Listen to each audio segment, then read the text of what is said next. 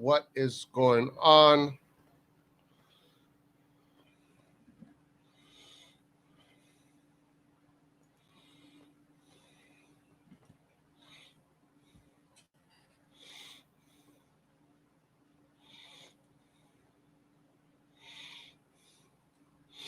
Game about to start, guys. Game about to start.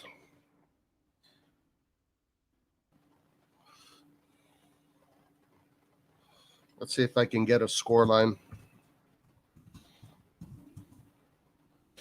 Let's see who else is going to join us today. We might have someone else join us. We'll see in a second.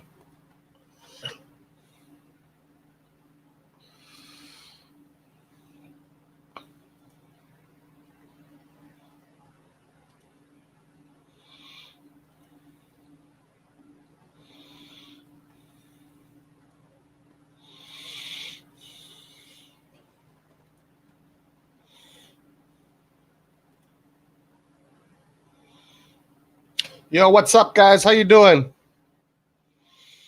The main man, what's up? I don't even know who to cheer for this game. Yeah, I'm not really cheering for anyone either, to be honest with you. We're just gonna. I just really want to see how Atalanta plays. Just want to watch them before our game. This is what the formations look like.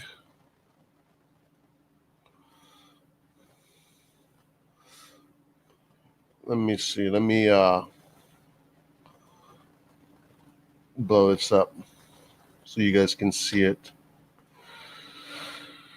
Here you go. Toloi, Romero, Palomino. That's their defense. The midfielder at the board, Arun, Froller, Gosens. Pessina, Malinowski, Zapata. Does that formation look scary? Juventus with the 4-4-2. Danilo Chiellini delete. This is Buffon's last game with Juve. I think this is Buffon's last game in his ciao. I think this is Buffon's last game in his career. All right, kickoff.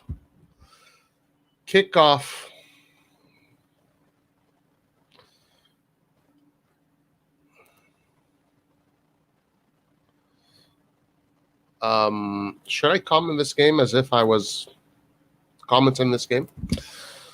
Let's see. All right. Tight, guys. Both teams are playing with a lot of rhythm, high rhythm for both teams.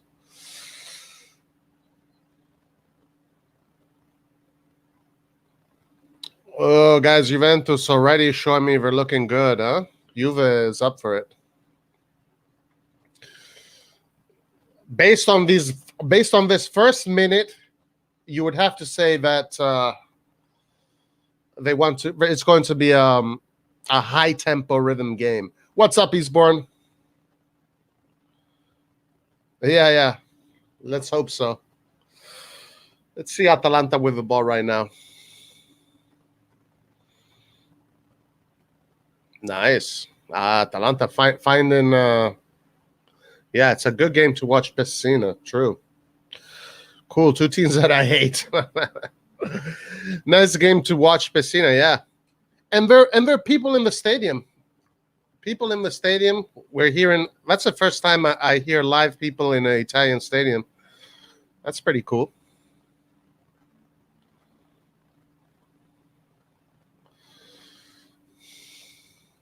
Yeah, man, these guys are starting off right away with high tempo. All right, well, it's going to take at least 5 to 10 minutes to see what Atalanta is about. Right now, they're just feeling each other out. So let's see. Atalanta.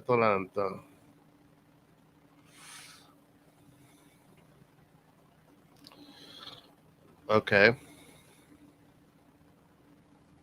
Right off the bat, my first instinct is Juventus is looking better. But let's see how the game develops. Okay, now we have Atalanta attacking from the left with Zapata looking very strong. Zapata takes on two players. Zapata still with the ball. Oh my God, Zapata! What a man! That's a lot of strength. Zapata had a really good run there. Yeah, it is good to see fans back in the stadium, for sure.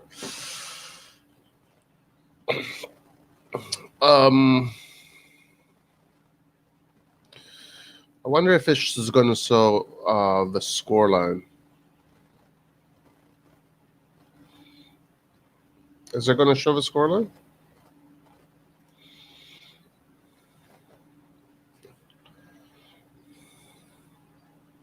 Here.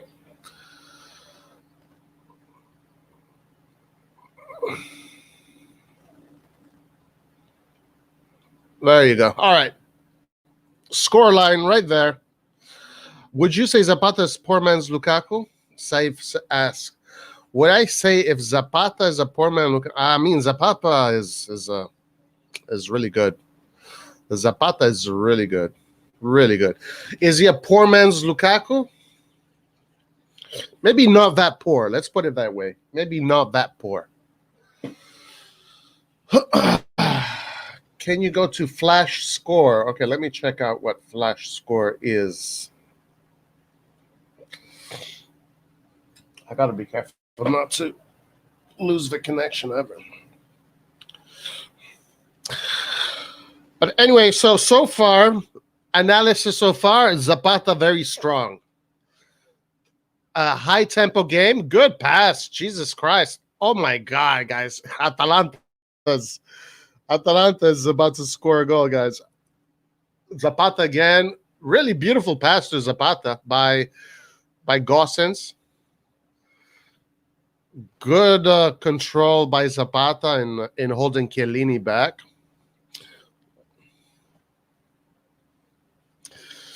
Yeah, well, guys, these are things we got to watch out for. This is what we're going to be facing. This is what we are going to be facing. Now it's all Atalanta, right? Atalanta developing from the midfield. That looked like an offside. Atalanta just holding the ball, opening. Oh, nice play. Yeah, Atalanta looking much better right now. Looking much better. What do you guys think? Hey, Roy, is that true? Belotti's going to Roma. I've seen a couple of posts, but it is possible. It is very possible. I mean, I'm sure that with a coach like Mourinho, he's going to demand to have some important players. If Belotti goes to Roma, it wouldn't be a surprise to me. It would not be a surprise to me. I would like to see Belotti go to AC Milan.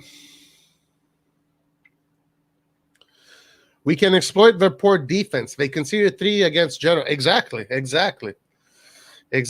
Actually, notice how far up they bring the whole team. Let's say, okay, but we do have Juventus now attacking.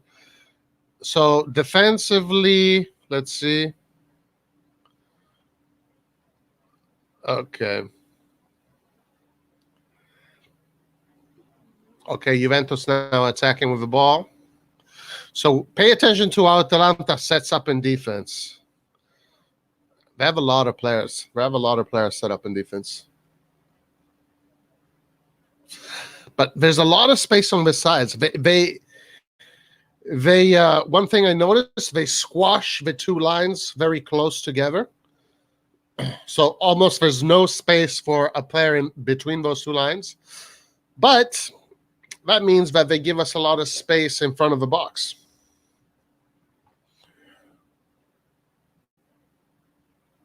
Chiesa on the floor screaming.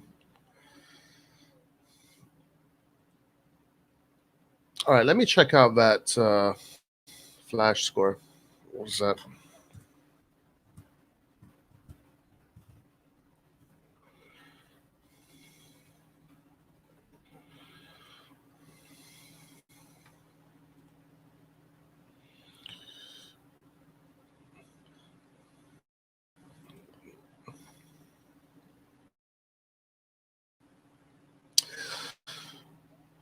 All right.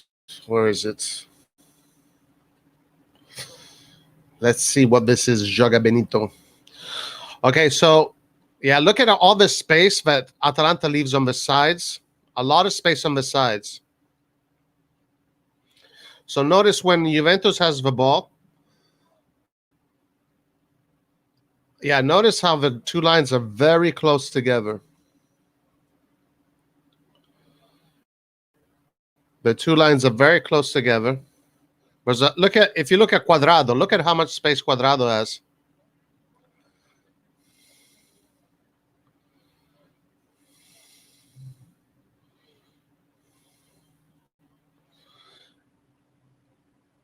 Okay, yeah.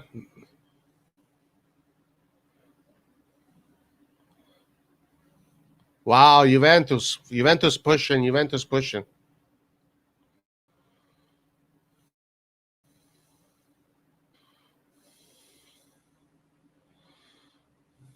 Ah, this is cool. I like this.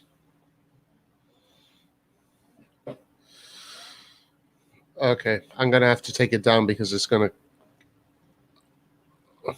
I gotta watch out for my connection here. I gotta watch out for my connection. Uh, let's see. What Isborn, the old lady, are playing with two grandpas. Atalanta would run them right. Juventus right now is pushing. Again, I'm noticing again that the midfield line and the defensive line are literally attached when they defend. Our left midfielder has helped out a lot against Atalanta. The boy Malinowski can be a pain in the ass. Oh yeah, for sure.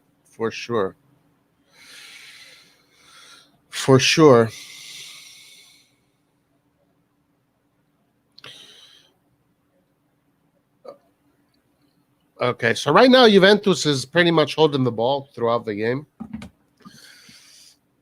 It doesn't seem like Atalanta in this current moment. What do you think of this new Juventus jersey? Going back to the old style.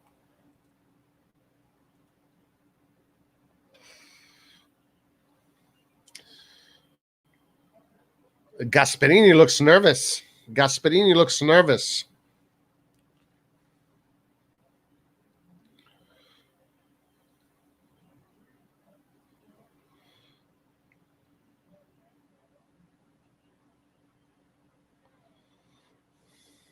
All right. What do you guys think so far? Does this team scare you? 10 minutes in, does this team scare you? Ciao ragazzi, ciao Carlo. What's up, my friend?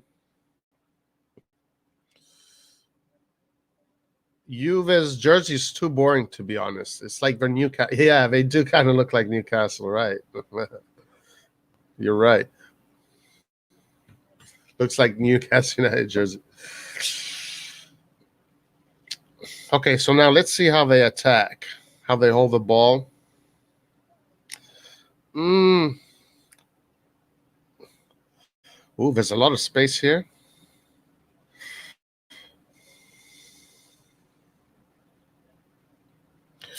Juventus seems to be containing pretty well, to be honest. I'll be honest with you. It seems like Juventus is containing better than Atalanta. If you notice Juventus, they're occupying in more spaces on the field, but there's more space between the two lines, so you can have players. That's quite interesting, huh? So the way Atalanta defends is that they close the two lines, so you can't have anybody in between. But that means they concede a lot of space in front of you. Just want both teams to exhaust each other out so they lose to their opponents on Sunday. Yeah. Yes, agreed. I agree. This game has to go to penalties, guys. This game needs to go to penalties. If it goes to penalties, good for us. We wanted to get to penalties and where people are falling down because they're having cramps. Maybe a few injuries here or there. No bad karma.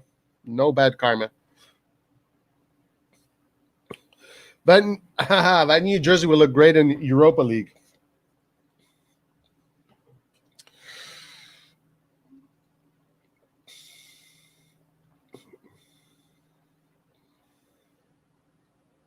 All right, now Atalanta dominating the play a little bit more, but still kind of frantic. Atalanta looks a little bit frantic right now. Hold on, we have an attack.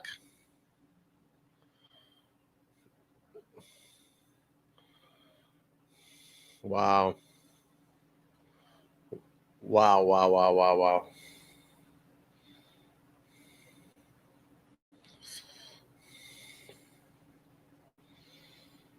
Wow. What's going on with the connection here?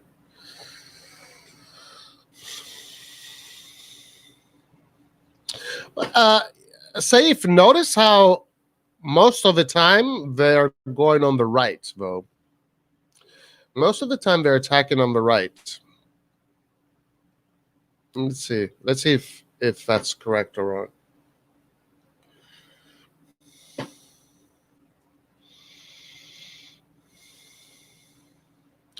The alternative is Juventus winning by crook and Atalanta getting sorpresa by injustice by Gasperini feels the Primavera team on Sunday just to spite Juventus. Hey, I'll take that. I'll take that. No problemo whatsoever, my man. I'll take that.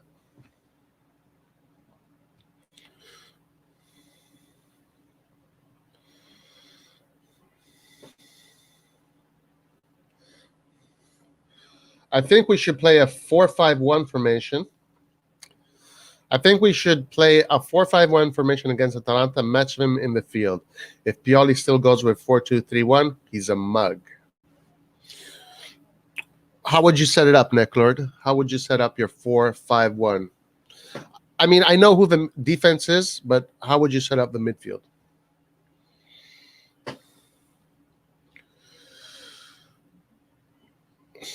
Let me see if I can get a...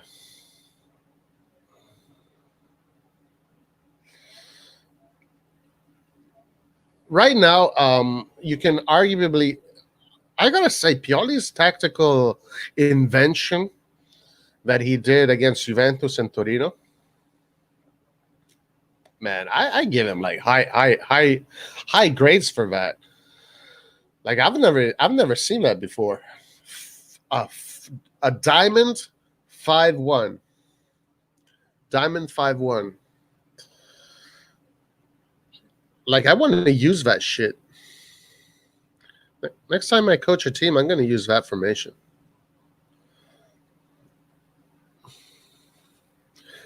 Next time I'm going to be coaching a team, guys, I'm going to use that exact same formation. Diamond 5-1. That's the whole talk about Mandzuki's start. Oh, yeah, I've been reading about that, Saif. It's like, I mean, I've seen like some articles saying Mandzukic must start. Like you see these journalists trying to like get involved in the starting lineup of the team. What the fuck do journalists know who should start? Like the coach and the staff sees the teams all day, every day, and then you have this fucking journalist in his room, all angry and shit, saying Mandzukic must start. And now I don't know if that's true. I don't know if that's manifesting into reality. I'm not sure. But that's why Zapata's so successful. He's a speedy tank. Yeah, he's great. I mean, Zapata's a very good striker. You can't really say he isn't. Midfield Rebic, Tonali, Benacer, dropping back, Salamakers. Rebic, Tonali, Benacer. Rebic, Tonali. And what about Diaz and Çalhanoğlu? Those are our two most central creative players in offensive positions. Okay, so now Atalanta opening up. And you can see that. And you can see that that when they open up, you can get between the lines.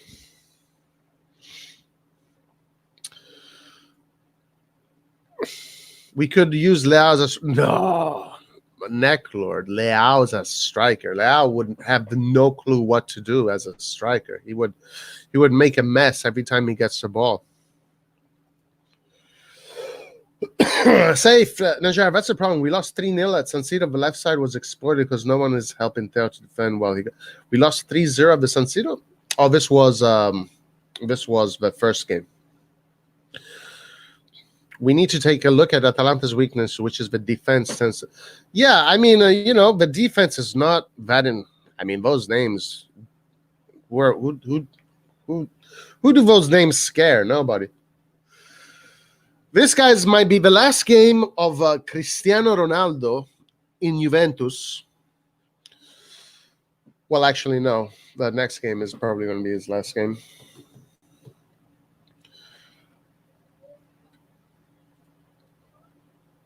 Hakan is shit. He won't be Diaz could be a substitute. Well, if you put that kind of midfield, though, you're not gonna. I mean, you're going. It's more a defensive midfield than If you put that midfield. Sorry, trying to see what's going on. If you put on that midfield, it's a good midfield for like a defensive. I mean, Tonali. I think Tonali should play more forward than how they play him. When I saw Tonali for the first time, I always said Tonali is not a deep line midfielder. Tonali should be playing a little bit more forward. If Lars starts a striker, he'll switch off. Carlo Moretti says, "Yeah, let's hope he doesn't. Let's hope just for one game."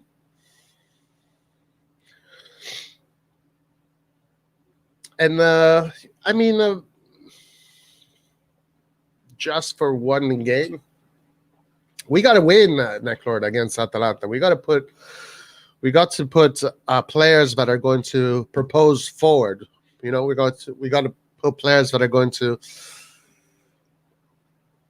We don't want to tie. We obviously we don't want to lose, but we got to win. So this is the kind of game where you put all your cards on the table, and you go all in. Man, Juventus making a mess. We used Mate as cam with Tonali with Kessi last match. No, it wasn't Tonali and Kessi. It was Calabria and Kessi. Hakan was out. Rabic and Teo was out. Ibra was unfit. The 3-0 can be used as a standard.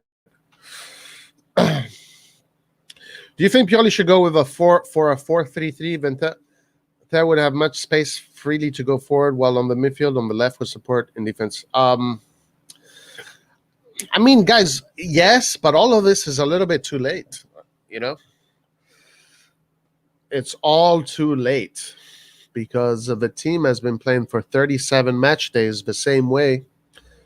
Changing the last game, I don't know. It's unusual. You don't see that happen too often. It's not the recommended thing to do. Let's put it this way. So the 4-2-3-1 defensively works, but the way when they attack Necklord, it becomes a 3-1-5-1.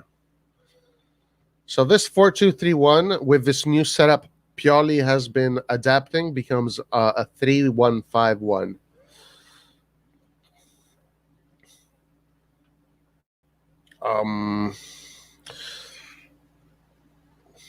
I mean, yeah, I don't know, guys. Like, honestly, I don't think right now is this last game here to make all these tactical changes.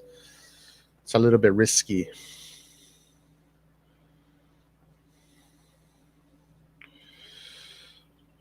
I'm sure it was Tonali. Are you sure? Are you sure it was Tonali? When someone played as a right wing who was actually good. Going forward, I would try a 3-1-4-1-1. Just kind of like how they're playing right now, to be honest with you. It's similar. It is similar. Okay, well, we will find out Sunday. Yeah.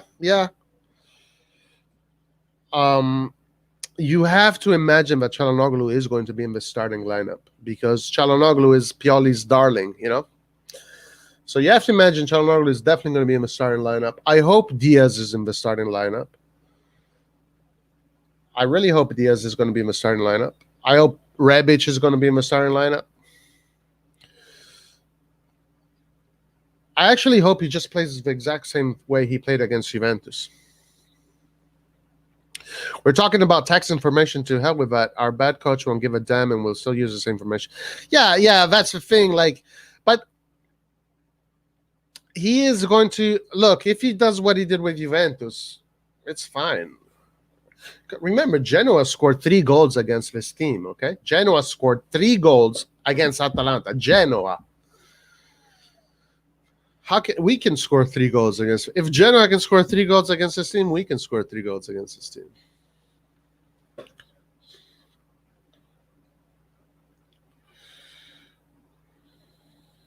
What's going on here?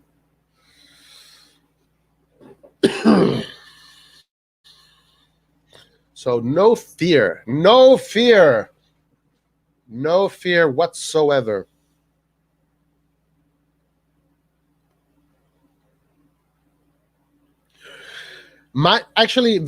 Okay, this is what I'm scared of. Okay, I'm scared that Pioli is gonna.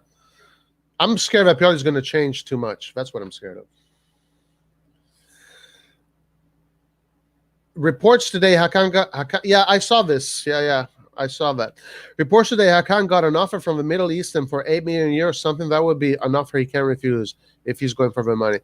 I mean, let me ask you, Ismail, would you do it? 8 million a year. So, after 3 years, that's what is that? 24 million. In 3 years, you're going to make 24 million just to kick a ball around. I mean, come on. You can't really blame him if he goes. I think Witsel, even Witsel in the prime of his career, did a similar move. I think he went to China. Correct me if I'm wrong. I can't remember if he went to China. But if he actually goes for 8 million a year, I don't blame him. But it just means, he will not win any big. It just means that he won't have the whole eyes of the planet watching him play in the Champions League and that kind of stuff. He'll kind of disappear. He'll be off the radar.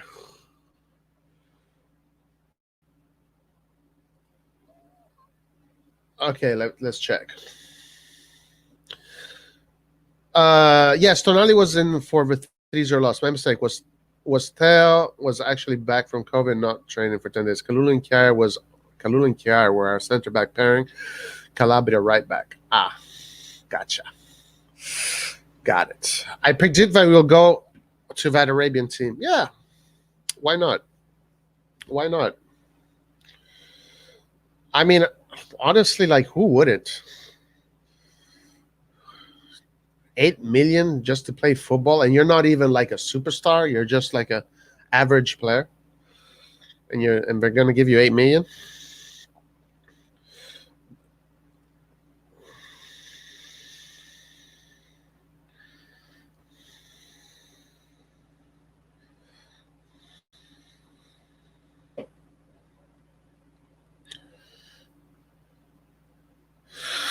So Atalanta pushing a little bit harder than Juventus.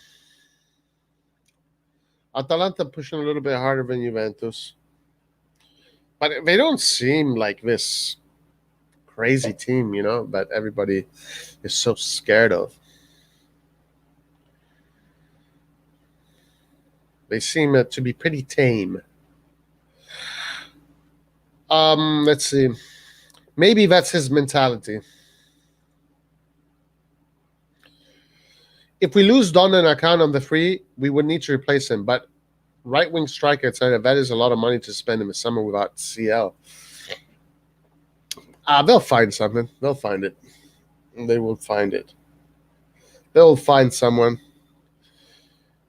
If Akan leaves, they'll probably get in someone. Gigio, that's a problem because Gigio is a top player, And you don't want to lose Gigio. I don't want to lose Gigio. I want to keep Gigio forever, man. It's a shame that now this new tradition, the world, the way it has become, it's all about money. It's not about the colors of the shirt anymore. It is quite a shame. Guys, what do you think about Atalanta so far? What do you think? Any thoughts about how Milan should face them? Any other ideas? If we lose Donnarumma, we have a Lille keeper for 15 million. Mine John, right? Mine Gan.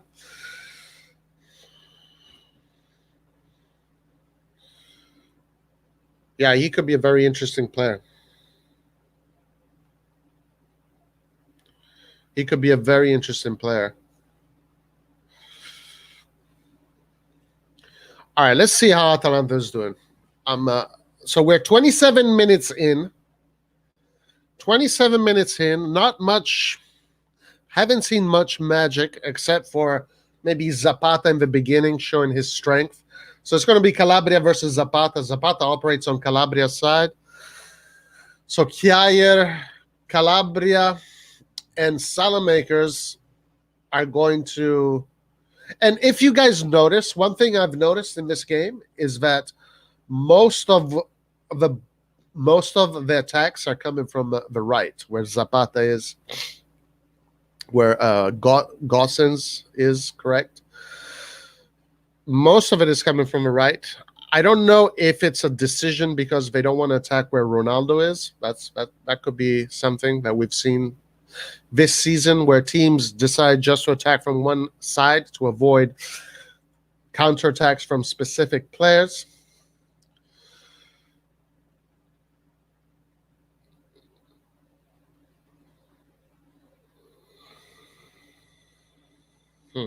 But so far, not the most entertaining game of football I've ever seen. He's being picked over Mendy of Chelsea for the Euros, so it shows he's a solid goalkeeper. Oh, nice. Okay. Good. And if Milan already have this guy in the back pocket, excellent. You know, I'm all about it. I am all about it. Cannot complain.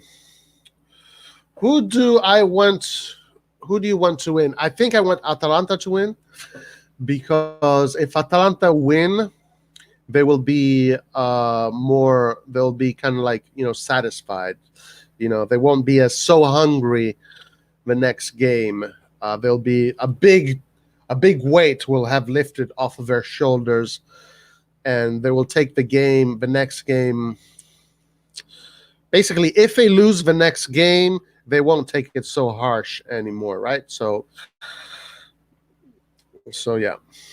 What a goal. They make a lot of mistakes when pressed high. There you go, Safe. There you go, Safe. Yeah, my connection stopped right here, so I guess they scored. Someone scored.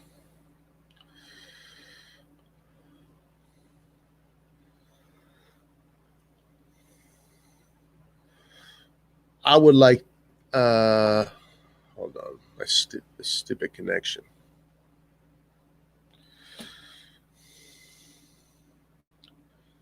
That's the mistake. What's the mistake? Goal for Juventus. Kulusevski. Okay. Kulusevski scoring in a big game. Guys, so this game is going to probably open up. And my connection here lost, so I completely missed the goal.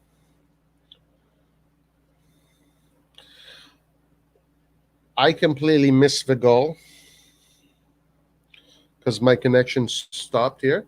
But looks like it might have to go to VAR. I'm pretty sure. Oh, I guess it didn't go to the VAR.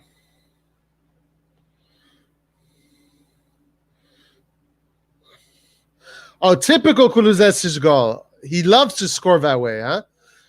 With a left foot from the right. Nice, nice. Okay. All right. Goals always open up the game. Might be disallowed. Never mind. It's Juventus goes to the one baller. Exactly. They own the VARs. They make the machines. Or maybe if Juventus wins, they can give us a freebie. I think Juventus, if Juventus is definitely going to play their last game even harder than this game. You'd have to imagine. But to be honest with you, I was thinking about this the other night. Juventus needs to renew. Juventus now has all these players that have the cycle is done. The cycle is over. So they can go to UEFA Cup, lose some of the players that they spend a lot of money on, and just rebuild with new young talent. So Juventus going to the Europa League and restarting a new cycle with youngsters, the next superstars. Probably suits where the team probably suits the team well. Like they have to renew Chiellini, Bonucci, Buffon. These players are. Ronaldo. Bernardeschi, 6 million. Like what? They need to literally renew everything and just start a new cycle. So it suits them. Going to the UEFA League for 1 year for Juventus literally suits them.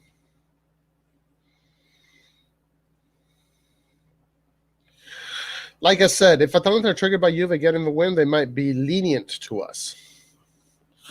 Yeah, it's a possibility. Gaspanini is a strange character. Why do y'all rave a lot about Pessina? Guy's not a star. Well, I mean, he's. You would have to think that if he is a starter for this team that has been doing so well, you'd have to think that he is good. I don't know if he's a superstar. I don't know about that. I don't know about that. What's up, Ituno? You remember your last podcast when someone was asking if Juve wins by dodgy goal? Atalanta might fuck Juve up against us. Man, we're going. Yeah, I do remember that. I think that was Lucas and Antonio. Yeah, anything is possible. Anything is possible. Okay, Atalanta now. Hold on, I'm at.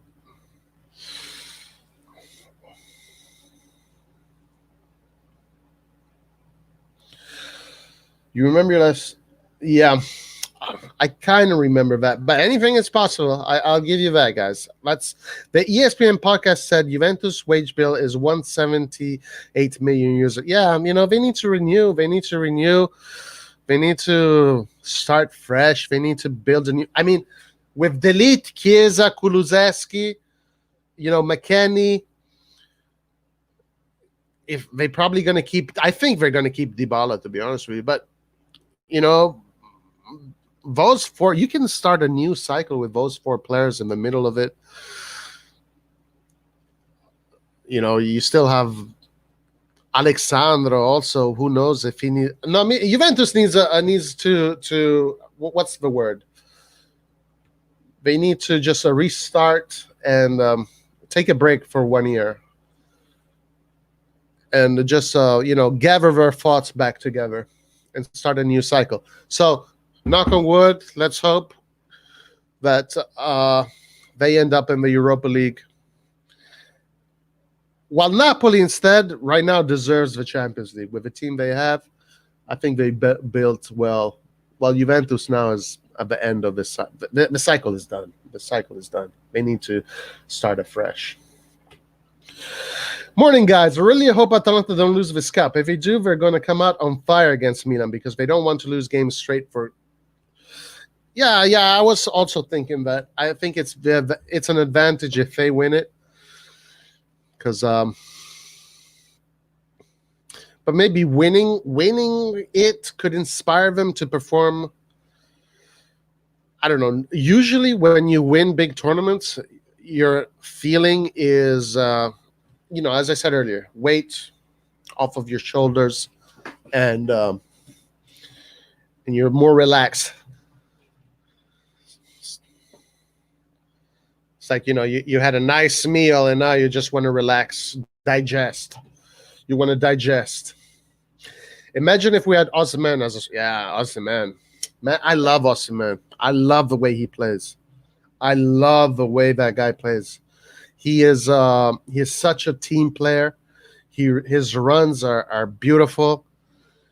But what I love about Osimhen is his mind, is his soccer mind. It's just so beautiful. So beautiful. If Juve get into the CL, it's 50 million revenue more for them, possibly 50 million less for us.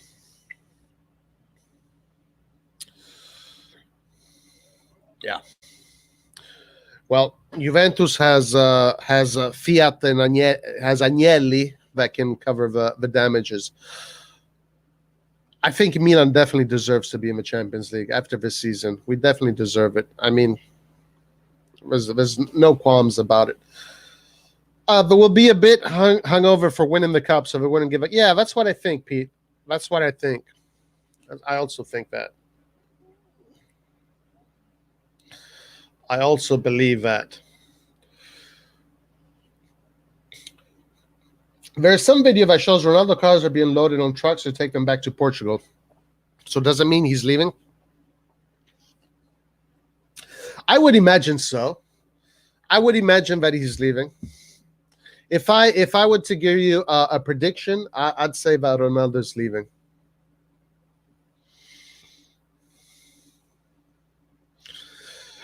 Yes, Zapata is going to be very difficult. It's going to be up to Calabria, Chiaia. It's going to be up to Salamakers. That side of the field is going to be very important. Very important. But notice how all the attacks are coming from that side. What's the Russian guy? What's his name? Malinovsky. There's not much coming from Malinovsky. Yeah? It's all coming from Zapata. Maybe if Juve wins, Atalanta's plays will favor. Yeah, maybe. Anything is possible. We just want Milan to win and nothing else. Yeah, guys. Okay, so, man, you see Atalanta's trying to go with the same solutions, but now Juventus knows how to read them. Okay, that's a weakness right there, That showed me that Atalanta right now is running out of ideas. They're only attacking from the right.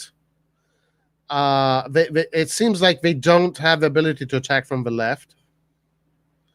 I mean, against Juventus. Obviously, it depends on which team. But if you notice, Atalanta is only attacking from the right. They tried to... Ronaldo fell like a... Guys, I'm not that impressed by Atalanta. I'm not that impressed.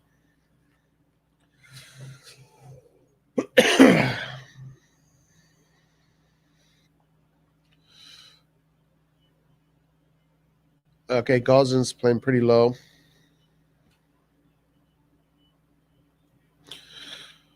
One. Guys, we have a game. We have a game, guys.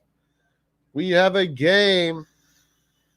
We need this Champions League so bad for the funds that are going to come in. Our owners won't spend any of their money on this club. So we need to use... guys, I was saying Malinovsky wasn't doing anything, and all of a sudden he scores. We need this Champions League so bad for the funds that are going to come in. Our owners won't spend any free money on this club. So we need to use the money we get for qualifying. Yeah, and also the club needs it. The club just needs it,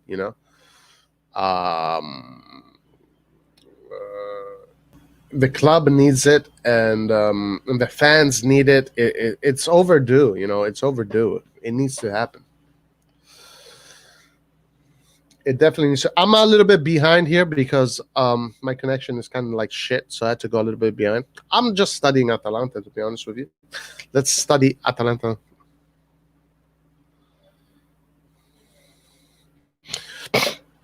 Okay, so look at that goal. How did that goal come to be, right? Juventus messed up the transition. Juventus messed up the transition, and Atalanta exploited that. So we got to watch out for that. We got to watch out for that. We can't lose possession in front of our box. High press, right? So they're pressing high, and we got to get out of that press in a very smart way. So Rabiot made a mess out of that.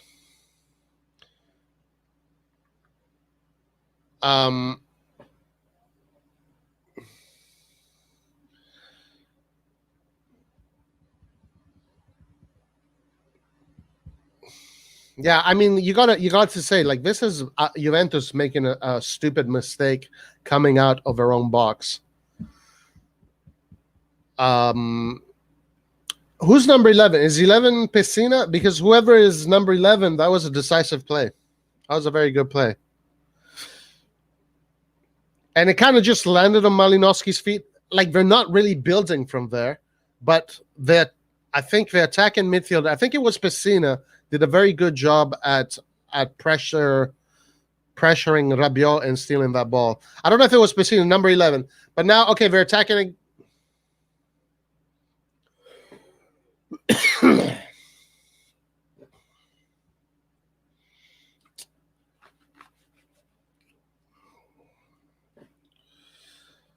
Milan's destiny is in their own hands, unlike Juve, who need to depend on Milan and Napoli, to be honest. We need to put the blame on ourselves if we can get top four. I 100% agree, Eastbourne. We need to talk to Theo. Yes, sir. We need to give him a call and tell him, yo, you gotta be careful. Szczesny would have saved that. The loaning tactic won't work for long. I agree with you, P2. This is our chance. We need to get in there. We need to get in there. He's not convincing when he plays. I'm not sure who you're talking about. Oh, Theo?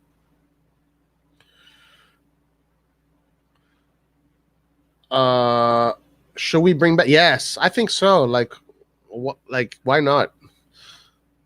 Why not bring him back? But I mean, I would like someone better. Like, I would like a top player, obviously. But I don't know who did that play.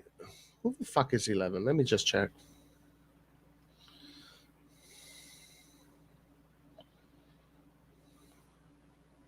Oh, Fruler. Okay, it wasn't Pissing, it was Fruler. So Fruler was the player that did that goal came because of this guy here that stole the ball. Look at how the formation has changed now. At least the formation here has changed. It wasn't like this before. Juventus seem to be completely broken in two right now. They don't know what they're doing.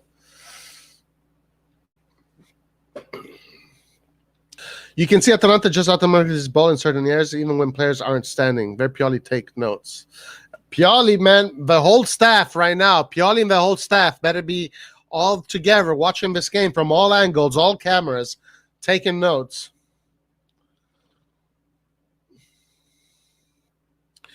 This is where Juve are going to crack and Atalanta open the floodgates. Yeah, and it kind of looks like that's where it's heading.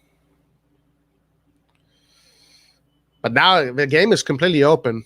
It's completely open. Number 11 is Fruler. Yeah, he had the decisive play in that goal. Szczesny really should be nicknamed Butterfingers. If I can't goals, I would love Ilicic. Ah, man, Ilicic is amazing. I love that player. Oh, my God. I love that player. That guy. Ilicic is poetry in motion. So good to see fans back in the stadium. Yeah, I agree. All right, guys. Second half. First half is done. We got the second half coming up.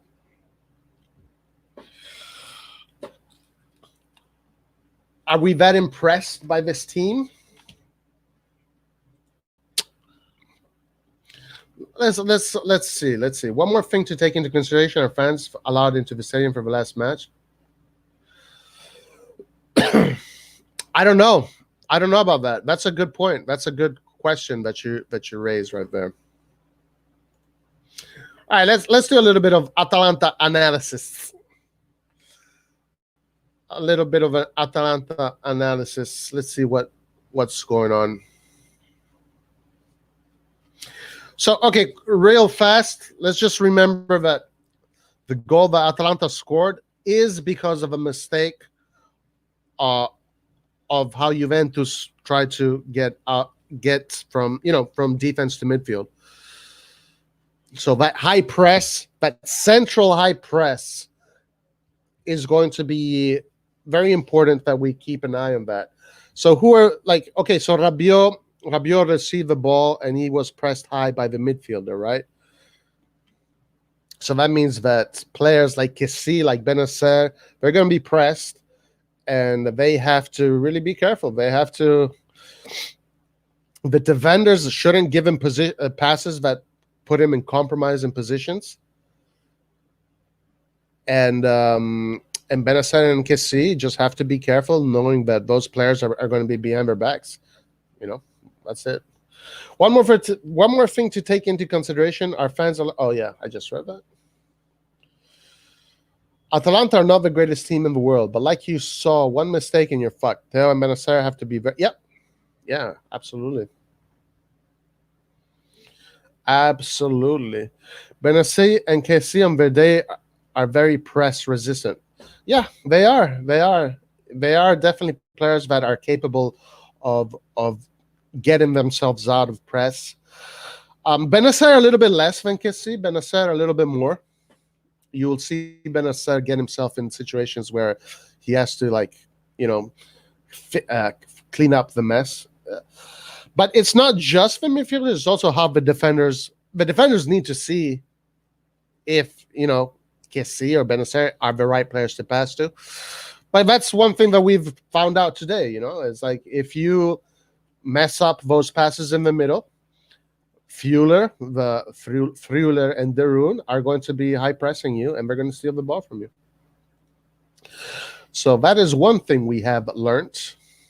It's a great high press teammate. A bit sloppy today. Milan just needs to play. Yes, that's what I'm saying. That's all. This is all that needs. This is exactly what we just need to do. Milan just needs to play fearless. That's it. Another thing that we did find out, but I'm pretty sure Pioli probably knows already, because how many times has he faced this team? But a lot of the play is coming from the Gosens, Freuler, Pessina. Well, I don't know if his formation is correct, but mostly from the right side, because Zapata is there, and he is the target man, right? So if we're going for the target man, Zapata, who's mostly be playing on the right. Then after that, it can move to the left, where it goes to Malinowski, who is more like the second striker, right?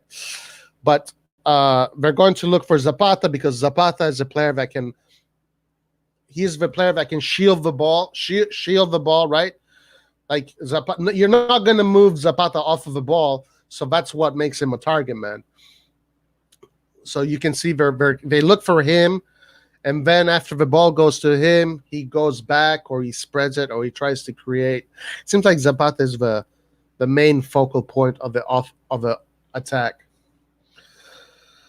What is up? What's up, Jamario? How you doing, my friend? We are just watching the Atalanta Juventus game, and we're analyzing Atalanta. Yeah, it's so far I'm not that impressed. Let me know if you want to come up, Gianmario. So far, I'm not that impressed. Now, we did also realize in the beginning that Atalanta defends with two very close lines. So you have a defensive line and the midfield line, right? So you have a defensive line and the midfield line, and they're very close together. They're very close together, meaning so you can't really have players in the middle. But that means that you have a lot of space here. You have a lot of space here, and that means that Theo is going to have a lot of space. Theo is going to have a lot of space on this side. Salamakers is going to have a lot of space on this side. And if you just switch the ball left to right, you can open them up and then get the Diaz and Çalhanoğlu and Kessie to make those penetrating runs and then find the Rebic. So that's definitely something that I have found out.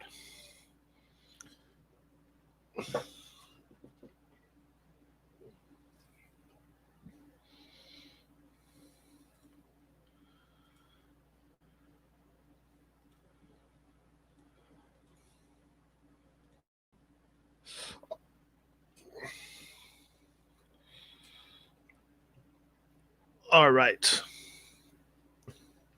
Let me know what you guys think. What do you got? What have you guys seen? What have you guys noticed? Did you see any weaknesses? Have you seen any things that maybe I haven't said or haven't mentioned? Let me know. We will know our fate once you see the team sheet. If Pioli puts one player out of position, we're doomed. Our front three has to be Leao, left wing, Rebic, striker, Salamakers, right wing. And what about if you're doing that, PT, you're going to sacrifice one of Çalhanoğlu and Diaz. Yo, Jan, what's up? Yes, man, you all right? Yeah. How you doing, my friend? Good, mate. I'll be coming on camera in a minute. I'm just sorting something out, but yeah, I'm good. Okay, cool. Let's see. I think also Hagway might start on that. No, PT. There's no way Hagway is going to start. There's absolutely no way. I just don't think there's absolutely no way. No, I mean it's not even bad. It's just like the guy has absolutely zero match fitness. Well, there's that. He's clearly not. I think there's a lot more to it than him actually. What you calling it?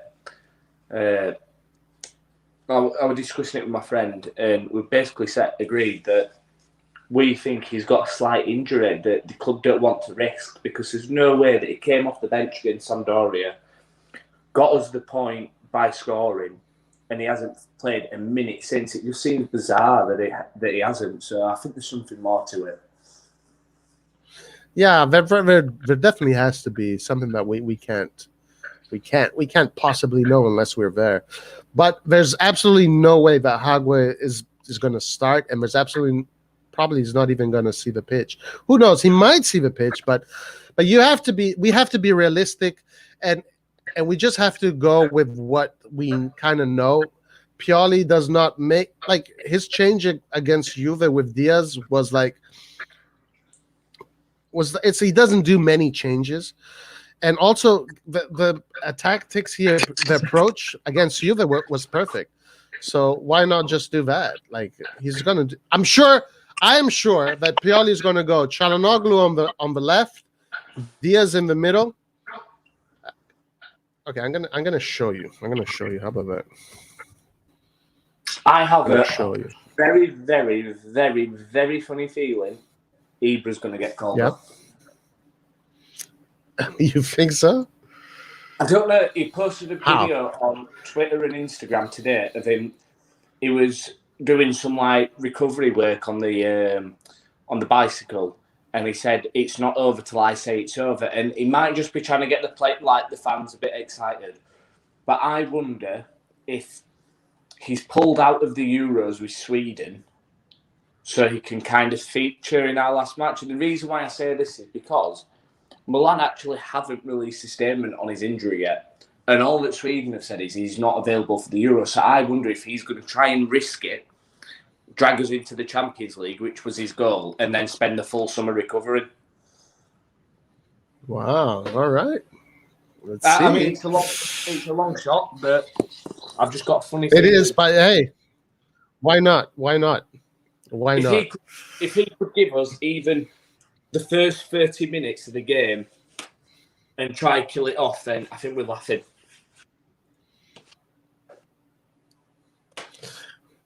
Well, maybe. Who knows? Hey, anything is possible. Anything is possible. Anything is possible. I think. No, sorry, I read that already. Salamakers must have a big, efficient game. The left side of theirs is an autostrada, is a freeway. Yes. Roy, do you think this is the? Who do you think? Oh, Zapata seems to be the key player in the team so far. I mean, as far as what I've seen so far, Zapata seems to be the focal point, right? They're playing to look for Zapata pretty much, and that says something. Just close Zapata. You don't even have to stop Zapata physically. You just have to close the channels. Yeah. Like, you don't need to push up. You just need to close the channels and close the spaces. That's it. Right. I'm going to very quickly jump in the shower, but I'll stay on. All right. Okay. But I'll be back in like 5-10 minutes. All right. Okay. I've just finished work. That's all. So I need a quick shower. All right. Okay. All right, we'll put him back when he's ready. Just send me a message when you're ready. Okay, so let's read some of these messages. Get rid of Vacan. He hasn't been performing. I still think 4-5-1 is good against Atalanta. We have to match them man for man in midfield and pressure them. I agree that we definitely have to pressure him. It's his clause in his contract. It's the bonuses. Yeah, I did see something about that, PT. I did see something about that. Pioli ex-girlfriend was Norwegian. That's the reason. But do we want to risk him if he's not fit? Last time out, Ibra played coming back from injury. We lost 3-0. I think Hague only cost 5 million, but there are bonuses to be played after a certain number of games played, and if we qualify. Yeah, I've heard about that. Like, if he plays a certain amount of games, they have to pay more for him or something. So that could be true. The only thing Ibra could do now is a Ronaldo Euro 2016 touch much motivation, and Mate would become the Eder who would score a golazo. Roy, could you pull up the game on your stream because it's free on YouTube? Really? The game was free on YouTube? I don't think my connection is good enough for that, to be honest with you. Wow, that would be a surprise if he ever plays, but I think he said that it is because everyone is saying that his career is done. Just found out about this channel. Greeting from Holland, Forza Milan family. Keep up. Hey, thank you, Jazz Manyan. Thank you so much, my friend. Yeah, please subscribe. Guys, please subscribe, like, share, do all that stuff that, people do. But appreciate everybody here. We're going to analyzing this game, analyzing Atalanta. So, like, this is what you guys, what you have to expect, right? You have to expect this. This is how Milan is going to attack Atalanta. So what do they do? Where's Diaz? Diaz. Okay, Diaz is here. All right, tail. Okay, so look. This is this is Milan right now. Let's look at Milan right now, and this is what we're going to expect, because you can't imagine that he's going to make too many changes. You know, it's just not. I don't see that happening. I don't see any surprises happening.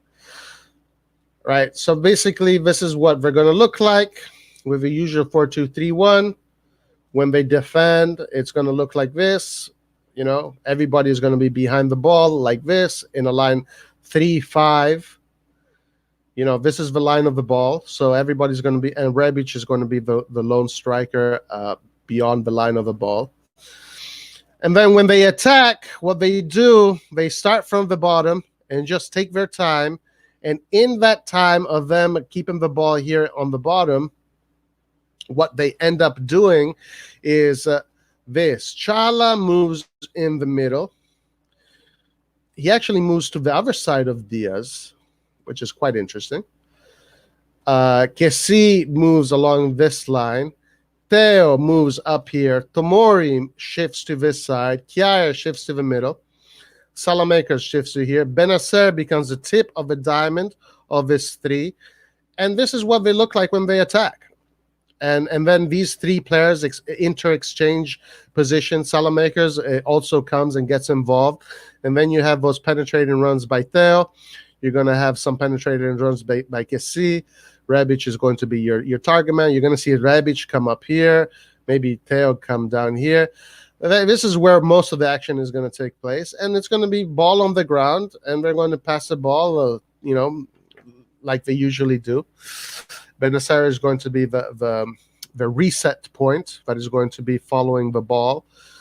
And then the 3 defenders here are going to cover the counterattacks because you're going to have 3 spaces for counterattacks. Obviously, Salamakers is the players you want to sacrifice because Zapata is going to be here. So you want to sacrifice a little bit of Salamakers just so, this is covered. And then have these guys on this side do all the work. And Tomori and Kessi and Çalhanoğlu are the ones that have to, help Theo with whatever happens on this side. Yeah, guys, we got this in the bag. We got this one in the bag, guys. We got this one in the bag. We got this one in the bag.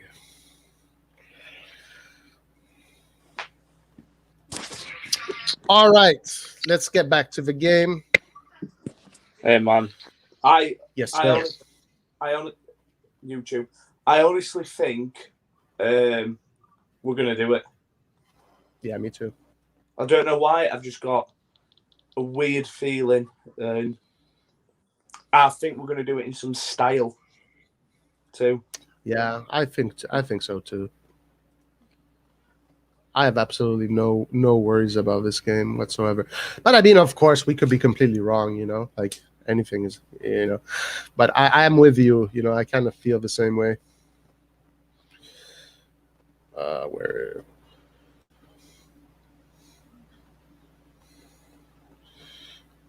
Oh, look at this.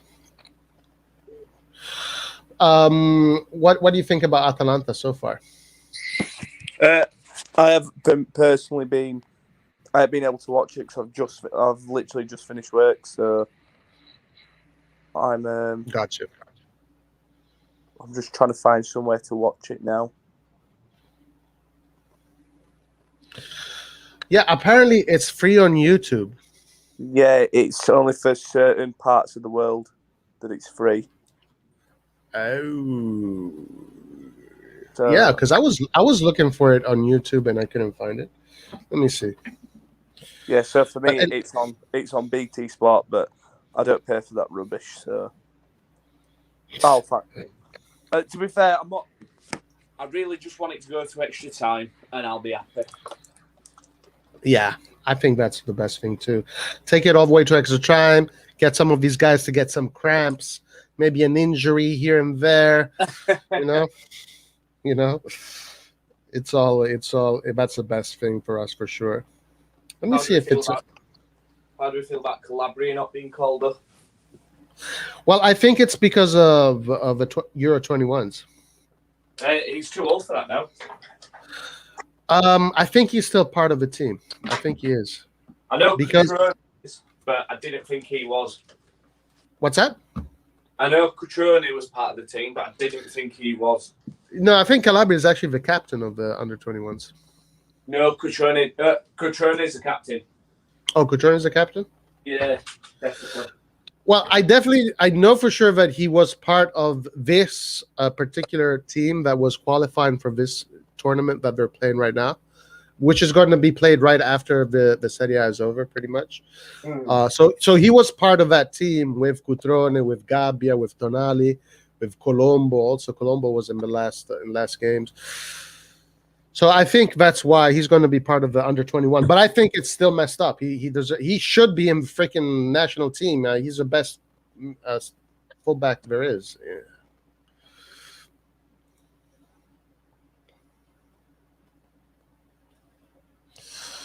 Will there be fans in the stadium? Do you know if there are going to be fans in the stadium, Jen, in the last game? As far as I'm aware, there isn't. Sorry? As far as I know, that there isn't. Is this fans there today at the stadium or? Yeah. There's maybe 1,000 fans per team. Maybe then. Do you know what? They might well be allowed. Yeah. They might. If we get the Curva Sud, yes, man. I assume the Curva Sud has got something planned for us. I'm not 100% sure, but yeah, no, they have to. It's the last game of the season for sure. The Curva Sud is going to make the players feel special. No doubt about that. Saif says, go ahead. Oh, sorry. No, I've seen that Juventus have been given a dodgy goal. Yeah, I actually didn't see how the goal developed. Which actually I really wish I did, because my connection has been shit here. But it was a typical Kulusevski goal, curling shot, and from the right with the left. Let me see if this game is on YouTube, on my side of the world. It's not even showing. It says live, but there's nothing here. Wow. Yeah. The Juventus goal shouldn't have stood. There was a foul, right? That's what they're complaining about. An obvious one too, apparently. What did the build-up look like? Was it decent? I haven't seen it. I'm just reading the. Okay, gotcha. Okay, so guys, can we stop with the whole X-player out shit? We have the biggest game of the last 10 years pending, and y'all chat shit about X-player out. I'm not saying you're wrong, just not the time. I totally agree. Sorry. Yes, me too. 100%. This is the worst time to be, being negative to anyone. Right now, we have to show love to everybody. The one issue I have with Diaz is that he's small and kind of physically weak. We're putting him against Gosens, who's a physical beast. I mean, Messi is also small, but Messi is not physically weak. I mean, if he was ready to play against Juve, why wouldn't he be ready to play against Atalanta, Gazzetta reported that Singer was at the game and was in Milanello on Monday. Ooh, big boss. I'm sure everybody behaved very well. Big Boss was at headquarters. Extra time is what I want from this match. Yes, me too. I think we all agree on that. Are you there, Jen? Yeah, man. I'm just reading some of the comments. Oh, okay. No, good. I was just making sure. I love you're so sure. I wish I had your yeah, man. I'm very confident. I live in a world where I find it impossible to not back the team that I support. If I didn't back them, then what's the point in supporting them? If I go into a game like with a mentality that my team's going to lose, then what's the point in support? Like, I just don't see the point now. I've got to have faith for every single game that Milan's going to win. And don't you think also, but sometimes you can kind of also imagine how a game is going to go based on certain aspects. It just feels like this time all the stars are in the right spot for some reason. Yeah, I just think it'd be a great end to the season. Like, Pioli's now beating everyone with this team, bar Atalanta, and it's just the last team. I feel like it's. I mean, when you go back to the 5-0, it kind of you think that Pioli were going to be sacked, and he'd only been there a few games, a few weeks, months maybe, and he was going to be sacked, and that kind of started the cycle of under him, where he just completely turned things around. We started playing some nice football, then obviously went into lockdown. Then after lockdown, so that 5-0 was a massive turning point for us, and I just feel like this 5-0 again. This game again is going to be another turning point where it helps us progress into the Champions League and carry on this fantastic cycle that we're on.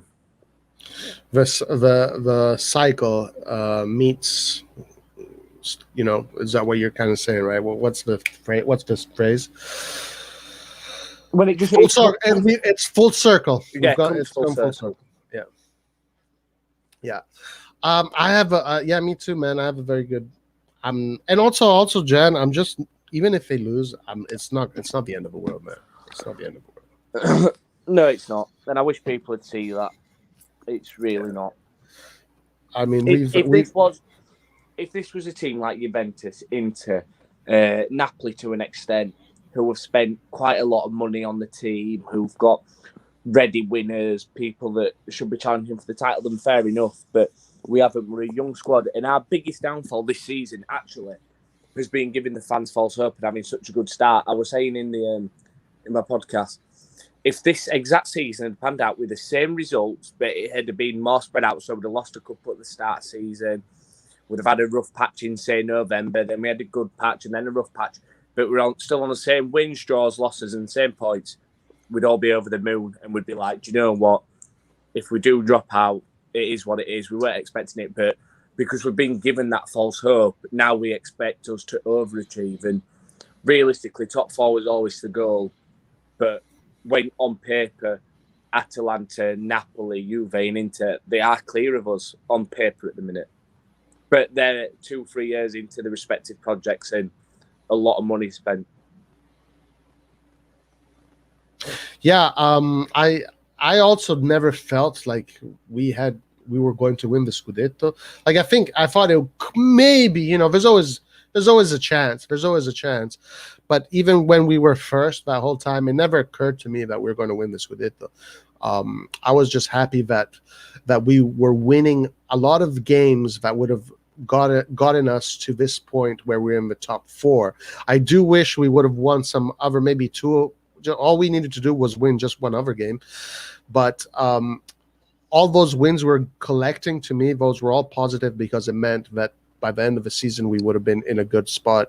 Because usually it's the opposite. Usually we start like shit and then the second half was good. And that's what happened last season, right? Last season, the second half was good. Then it was only 2 weeks break. So we're still on that same cycle. Things didn't change. It was still that same cycle. So we literally did one full season. If you are to put the second half of last season and the first half of this season, like almost perfect. We literally did one season perfect. Too bad it was split in half. But I definitely never thought that we were going to win the Scudetto. But I do believe, and I really did believe that we are going to make the top four. Yeah, I still think we'll do it. I think I'm just hoping. I'm hoping that the league doesn't ruin it on Sunday. And this isn't me being like, oh, it's a conspiracy. I really hope the league don't mess it all up and give Juve a favourable decision and we get a bad call in our game or Napoli get a bad call in their game. I've just got a horrible feeling that they're going to really, really try and get Juve in. And then I see people that say, oh, well, if we hadn't have drawn with Parma, we'd be there now. Or if we hadn't have drawn with Genoa, we'd be there. If we hadn't lost to Spezia, we'd be there. But the matter of the fact is, you can't go a season with 38 games and 38 wins. And all the other teams could say that if Juve hadn't lost to Benevento, they'd be ahead of us right now. And things like that, that's part of football and that's just the way it is. And people need to get over that and just accept what it is at the minute. Yeah, and it's good. It's good. I mean, we're third, and another thing that we're saying is that of course I'm not 100% with Pioli. I think I've criticized him a lot, but if he wins against Atalanta, Pioli is going to finish this season second. Exactly. I mean, you can't get any better than that. I mean, obviously, there's only one position, but and you better believe if we do beat Atalanta and we finish second, I will be spending my whole night on Twitter retweeting every single hashtag Pioli out there is. Right. Without fail. Yes. Well, let's cross our fingers, knock on wood. And that is a big promise. Guys, follow Jan on his Twitter account, UK_AC Milan. Jan is very entertaining on his Twitter account. So I'm pretty sure you're going to shove it in everybody's face if that becomes the case. Oh, mate, I don't have to go to work on Monday morning. I've got the day off, so I'll record the podcast with Sempre Milan guys, and then hopefully you'll still be on. And I'll be partying into the morning. But while I'm partying, every time I retweet a Pioli out tweet that someone posted, I'm going to have a shot. Yeah, even on the Sempre Milan podcast, you're the only one, huh? Because it's you. Oh man, nice play. Oh my God, kids are so unlucky. Jesus Christ. I'm a little bit behind. I'm 1 minute behind, but kids almost scored. Yeah, on the Sempre Milan podcast, you are the only guy that defends Pioli. Everybody else hates Pioli. Yeah, pretty much. Pretty much. I'm very loyal to. I'll give a manager a lot of time until they don't give me a reason not to. So, like, for example, Pippo, he'd ran his course. He wasn't a good manager at that time for us. Respected him as a legend, but not as a manager. Mihajlovic, I thought he ran his course. Montella, I thought he actually did quite a good job. And then he was poor. Gattuso, the reason why I'm giving Pioli so much time now is because of the way that we treated Gattuso. Like I keep saying, 10 minutes, if something had just been different, he was playing games with Ignazio Abate and Christian Zapata at centre-back, a midfield of Jose Mauri, Davide Calabria and Bertolacci, all these types of players, scenarios that he was in, and we sacked him. And I just feel like Pioli's had a worse injury-ridden season this year than Gattuso had. And it's going to come down to the last match day again. And I just fear that if we sack him, we're just going to start all over again. And I just really don't want that for the club. Yeah, well, we'll see. We will see what happens after. We will see. Finish. Go ahead. Sometimes you learn a bit more from like this kind of experience, drawing with Cagliari on Sunday. That had been a whole new experience from the lads, but they'd take a lot more from that experience there than they would have than they took from beating Torino 7-0. And that is what helps you grow as a footballer. Like you look at Shevchenko, and he lived the highest moment of his life by scoring the winner against Juventus in the penalty shootout. And he reached the lowest moment of his life when he missed against Liverpool in the penalty shootout. And that kind of defines you as a person. And you need these experiences. And this young squad needed that experience against Cagliari. I'm hoping some of them didn't sleep, like I'm sure some of the fans didn't. But then they won't want to feel like that again on Sunday because it'll be 10 times worse. That the saving grace that these lads had was that they've still got another crack at the whip on Sunday to get the Champions League, and they won't want to feel like they did on against Cagliari because this will be 100 times worse. So that, for me, I think it's a big positive, and then overcoming a team like Atalanta will be a whole new positive and a whole new experience for him, which would be good. Yeah. Every I'm sure that Cagliari game definitely got him to think a lot about many things, and we saw even after that game was over, there were pictures of Tomori desperate, Donnarumma desperate, the players really sad. So it affects them. It affects them, and it becomes a motivator for the next game. It definitely becomes a motivator for the next game. Yeah, like I said, you just don't want players like Calabria, Teo, and all who have had. Calabria especially has had a really good season, and to be left out of the Italy squad in the same week that the Cagliari game happened, I just hope he's got so much fire in his belly. He'll want to overcome the Champions League heartache of not qualifying against Cagliari and send a message to Mancini, like saying, "Whoa, I should have been going to the Euros." Yeah, but again, I don't know if it could be of the under 21 as far as Calabria. So let's see if that is the case. If that's not the case, then you're right. Yeah, 100%. But I'm not 100% positive, but I do know that Calabria was part of the team that qualified to the under-21. And the reason why he wasn't in the group stage of the under-21 was because he was injured. But because of the format, because of the pandemic, it's all different. So now when they resume, they're going to remake the teams. And I think Calabria is going to be part of the under-21 expedition, and that's why. But you are right, because I'm pretty sure he would rather play for the national team rather than the under-21s. Especially after a season like he's had. Yeah. Let me read a few comments. Let's see what our friends are saying.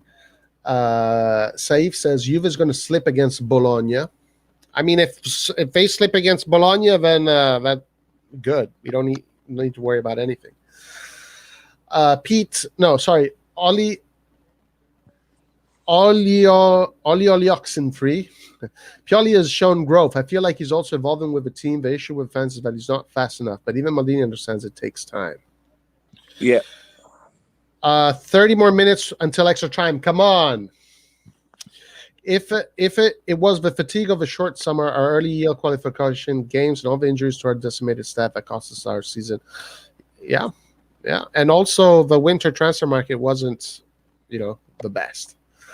We should have already been qualified for CL by now. Mike Asso says, Jan said it perfectly. If you told me at the beginning of the year we'd be on 67 points with a game to go, I'd be doing backflips. Look through past season, it's a very good year. Yeah, it definitely has been, for sure, the best season Milan has done in almost a decade. For sure, without a doubt. Atalanta defenders are very shaky. Goosens is a fucking beast. Imagine him going against Samu or Salamakers. That's criminal. Okay, so the game looks pretty cagey. It looks like, what's his name is going to come in, the Colombian player. Remind me his name, please. What's it called? Muriel. Yeah, Muriel is on the sideline. So Muriel is someone that we got to watch out for because, he's got a very good record coming in and scoring goals. I think the only trouble is I don't think anybody knows how the team's going to line up.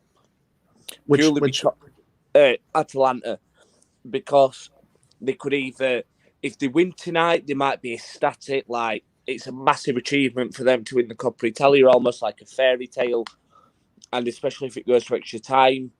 And the parties afterwards, they might not take the Sunday game too seriously. But then I also feel like if Juventus win it, and especially by the first goal that apparently shouldn't have counted, then I'm starting to think Atalanta might think, you know what, fuck Juve, let Milan go through. So it's a tough one. Yeah, well, the thing about Atalanta, though, is no matter who is going to be in formation, the system is going to be the same.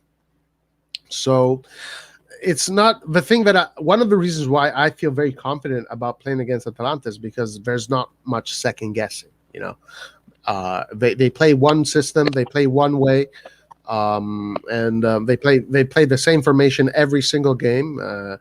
The same style. It's basically this kind of like tiki-taka kind of style. A lot of it is coming from the focal point is Zapata, but then you have the quality coming in. You have Ilicic coming in. You have Muriel coming in. As a matter of fact, Muriel is in now for Malinowski. So we know who the danger players are. We know who the scorers are. We know who the player. We saw in the goal now against Juventus how they press high. This is also a perfect game for Pioli to study the team and to see exactly how the system and who plays where. Palasic now is coming in. Yeah, I'm sure he will. So they're all right now. All of them are in a room together with 4 TVs, studying the team for sure. I just had a look at the lineup when we played Atalanta, and I think the 3-0 scoreline flattered them because they were fantastic. But we had Gigio in net. We had Calabria at right back. We had Kier and Kalulu starting at centre back and Teo at left back. Then we had Tonali and Kessie in midfield. Castillo right wing. Number 10 was Swahilo Mete. Left wing Rafa. and up front was an unfit Ibrahimovic, if I remember correctly. And then Mandzukic came on, Rebic came on, Diaz came on, and Matteo Musacchio came on. And I just look at that and I think, if we have a full team, you put Tomori instead of Kalulu, you put Salamax instead of Castillejo, you put Çalhanoğlu or Diaz instead of Mete, you put Benacer instead of Tonali, and it's a totally different ball game. That's why I'm so confident. Yeah, and also right now the team is in a position. They're fit. The team is fit. Like there's no, aside from Ibra, there's no injuries. There's no nagging injuries. There's no what we call in Italian acciacchi. Basically, everybody has been playing for, like Benacer has been playing for a month and a half now. Like how the fuck is he not fit after a month and a half? Calabria's back. He's fit. Tomori, Kjaer, they're solid as hell. I mean, they went 3 goals now, goalless. Theo Hernandez against both Juventus and Torino. And then even a little bit with Cagliari, he looked good. Kessie always looks good. Çalhanoğlu, Diaz in the middle, if they find the right pocket of space, the right mental space, they're going to connect beautifully. They're going to play beautiful football together. And then with the outlet Salamakers coming in and joining, interplaying, if he's, I mean, why wouldn't he be fit? He had excellent games so far. And then Rebic also excellent games. Yeah, the team is healthy. We have a question for us. Let's see. Well, before that, let's read what Olioxy said. Muriel is their plan B. It would be nice to have a plan B like Muriel. Yeah, yes, sir. Saif says, can't wait for Ronaldo to cry for a penalty on every fucking play against Bologna. Sunday's going to be a nerve wrecker. It is. I wasn't supposed to be I wasn't actually supposed to be working on Sunday. Sorry. I thought the game originally on Sunday was going to be at 3:00, like it normally is the last game of the season. And I were working and I thought, oh, great, I'm not going to be able to watch it. Maybe that's a good thing, maybe it's not. And then I saw that it got put to 7:45. This is my time. And I was like, oh, wow, I finished work and I've got 45 minutes to get home. So on my way home, I'm going to be like a nervous wreck waiting for it. Yeah, unfortunately, I am working and I will miss a big chunk of the first half. So, hey, what you going to do? You got to pay them bills. Zapata would be nice. Yeah. Interesting question for you guys. Why haven't teams been able to figure out stop Atalanta over the last few years since they always play the same system? It's because in order to beat Atalanta, you have to play football.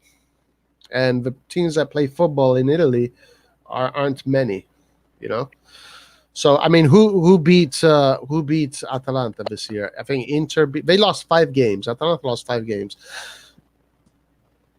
By the way, Juventus scored. And Chiesa, I believe it was Chiesa or Ronaldo who scored. Let's see. Federico Chiesa and Kulusevski, the youngsters that are going to be the arrowheads of this next Juventus, have scored in a final, proving that they are good investments for the future. Good for them. All right. Why haven't teams been able to figure out stop Atalanta over the last few years? Yeah, because you got to play football. You got to play football against Atalanta. If you go to Atalanta and you want to play a defensive game, you need to have Cannavaro, Nesta, Zambrotta, Grosso, Gattuso, and Pirlo defending them. Well, I mean that's a little bit too much, but you need to have a very strong defense and then play on the counterattack. But with Atalanta, you got to play football, guys. It's Atalanta plays open football. And you got to play football. I think at the minute, Atalanta are showing that they are definitely beatable. I look back at recently, obviously they've shipped 2 goals to Juve now, who we beat 3-0. They conceded 3 goals to Genoa. They conceded 2 to Parma, 1 to Sassuolo, 1 to Roma recently, 2 to Fiorentina, 2 to Udinese, 3 to Real Madrid. I know Real Madrid's a different ball game, but they're not. they're not that strong defensively, and I feel if we can defend really well like we did against Man United, and then play on the breakaway, but do it effectively like we did against Torino, I think we're in for a good chance. Yeah. Yep. 100%. Do you think that we add one or two better players, we will be unstoppable by playing the same system? Yeah, for sure. I do believe so. We just add so Saif says, do you think that if we add one or two players, we would be unstoppable by playing the same system the whole time? I mean, not the whole time, but you have your central core system, and then you have your variations of that system. I think it's one of them where it helps a lot more if we had one or two quality key players. But what Saif kind of doing there for me is backing up what I've been saying for a while. Give Pioli better players for his system, and we will play better. If you ask Guardiola to come in and do his system with these kind of players, it would take nearly €1 billion to be able for him to get players to play that system, and that's what happened at Man City. He needed the wing backs, and he spent nearly £300 million on full backs. Sorry. He spent another 200 million probably on the centre backs, 100 million on the midfield. So it's obvious to be able to play at the highest level. You've got to be able to invest, and you've got to be able to get the best players in to kind of be unstoppable. Unless you're, I suppose what Atalanta have got going for them, they've just a very, very well-oiled, well-drilled side that's been going now for 3 years. With the same team, we just upgrading a position every time, just a little bit. But they all play together, and they all probably know each other's movements, bowel movements, what time they go to sleep, when they wake up. They'll know everything about each other. Yeah, so they're just they're kind of like an exception, I suppose. Yeah, but also if you play Manchester City, Atalanta right now, you would have to imagine that Manchester City is going to win. Has the better odds of winning, right? Oh yeah, 100%. And also, another thing, you could either spend the billion like they're doing like in Man City, but in other occasions, rarely you can create those players in your own backyard, and it does seem like Milan is kind of doing that. Yeah, they're trying to, I think. Because we've said this before, players like Kessie looks like he's going to be a top player. Benacer looks like he's going to be a top player. Theo Hernandez looks like he's going to be a top player. All these players are very young. In a few years, they're going to cost millions and millions and millions. So it looks like it. Hey, but we don't know. We don't know. We'll see what happens. Let's see what Bologna Ultras made a statement asking their team to go all out against Juve, while Gasperini has said that he's still a Juve fan and would put up a fight and win against Milan. Did Gasperini really say that? I haven't seen that. That is disgusting.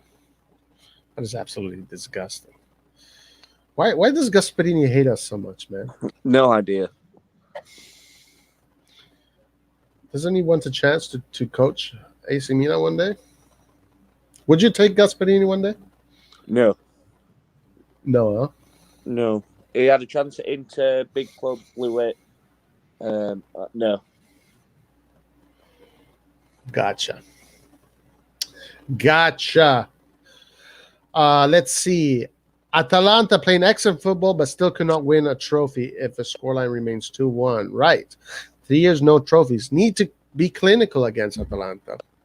We'll get chances. Yeah, we will get chances for sure.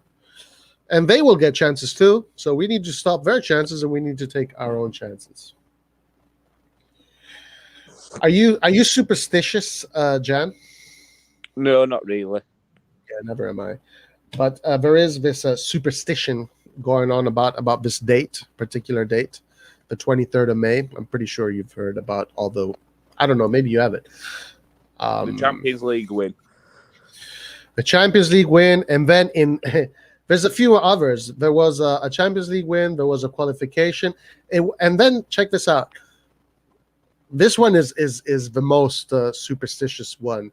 On this same date, Massaro in 87 scored the winning goal that then allowed Milan to begin that crazy run they did with Berlusconi. Isn't that crazy?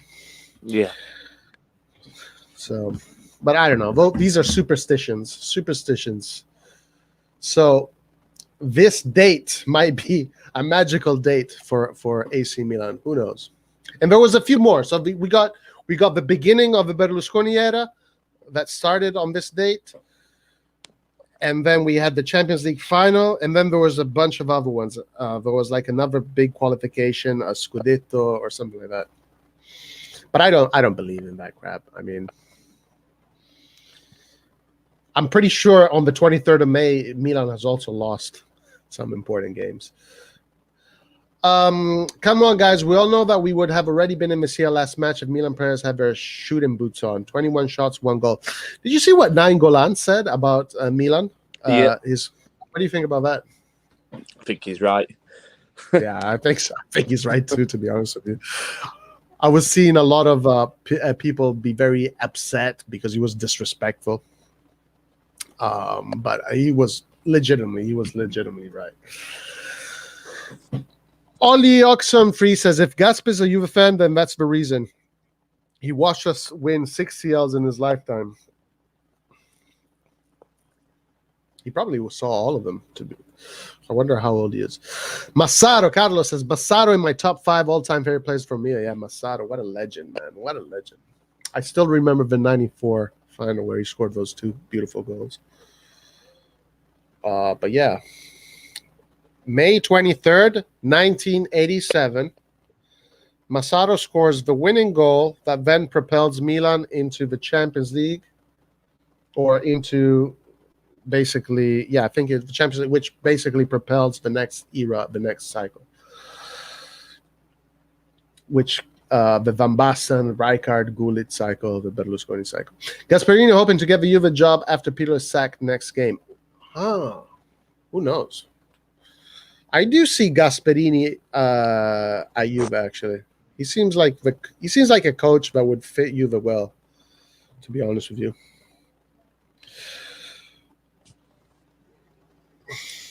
Okay, guys, so it's 1-2 Atalanta Juventus. We have less than 10 minutes to go before regular time. It looks like Juventus is going to win this game, which is not good for us because that means that Atalanta would be pretty pissed off. Or, as some other people are saying, Atalanta will be like, you know what, fuck Juve. Let's give Milan the win, and let's put Juve in the Europa League.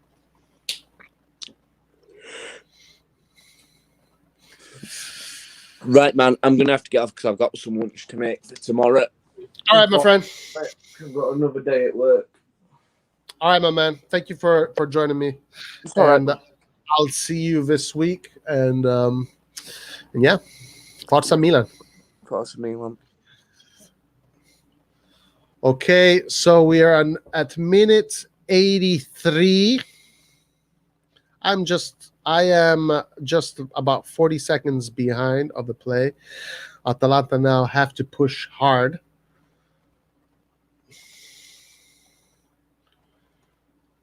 Atalanta have been pretty poor this second half. Yeah, if you honestly just look at how Juventus is containing them, because remember, you just have to contain a team. You don't necessarily need to steal the ball from a team. You just need to contain them. Then eventually, they're going to make a mistake, or eventually, the pressure is going to pile up, and you're going to win the ball. If you notice how Juventus is containing kind of wide. They're not that compact. But the angles and the channels that the players are covering seem good, and is forcing Atalanta to play on the sides, which is very interesting because we haven't seen Atalanta play through the middle that much. But anyway, game is not over. We still have a little bit of time. Let's see what happens.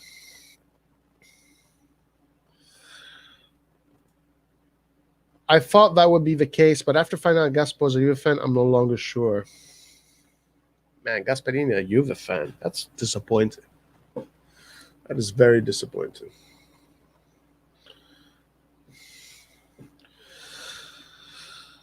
So now we have Ilicic, who's a beautiful technical player.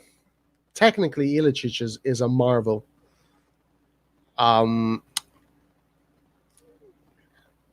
I don't mind getting Ilicic actually for next season. Just having him on the bench, coming in when we need him, extra player there. Why not? I would have to take some Conte level betrayal for Gasperi to help us then.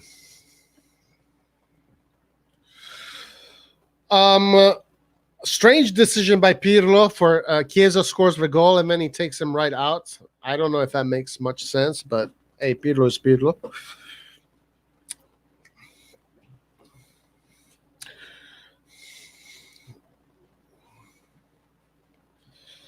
So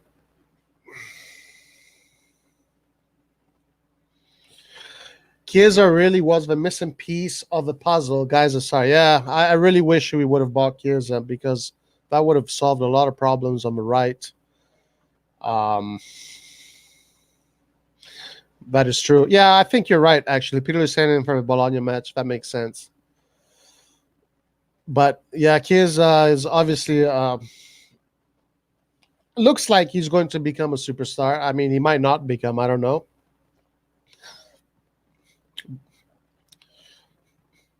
Actually, one of the reasons why I completely stopped reading newspapers and transfer market is because of Chiesa. Because the people that there's this YouTube channel called Hello Milan, in Italian, and the people that run this YouTube channel work at fucking Milanello. Okay, they work at Milanello, and the whole season, the whole transfer market, those 2 weeks, or whatever it was, they were talking about how, yeah, we have sources. Chiesa is coming to Milan for sure. Yeah, Chiesa to Milan. I was like, they lied the whole time. We're just lying, making up bullshit. Atalanta looks gas. They can't even walk anymore. Good sign.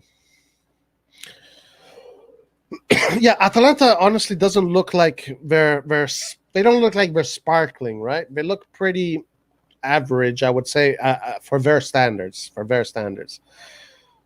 But look at how Juventus is containing Atalanta.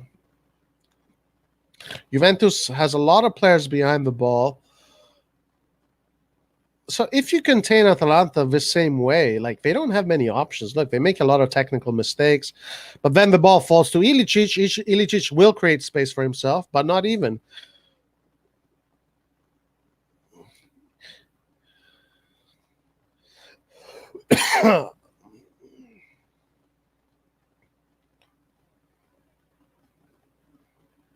Yeah.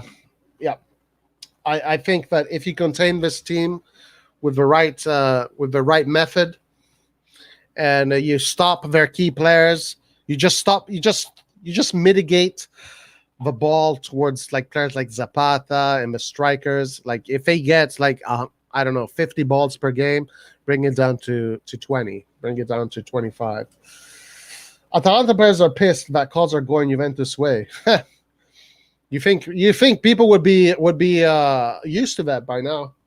Now we need Atalanta to score and drive the game into X. Oh, that would be amazing, Lechlord. That would be amazing.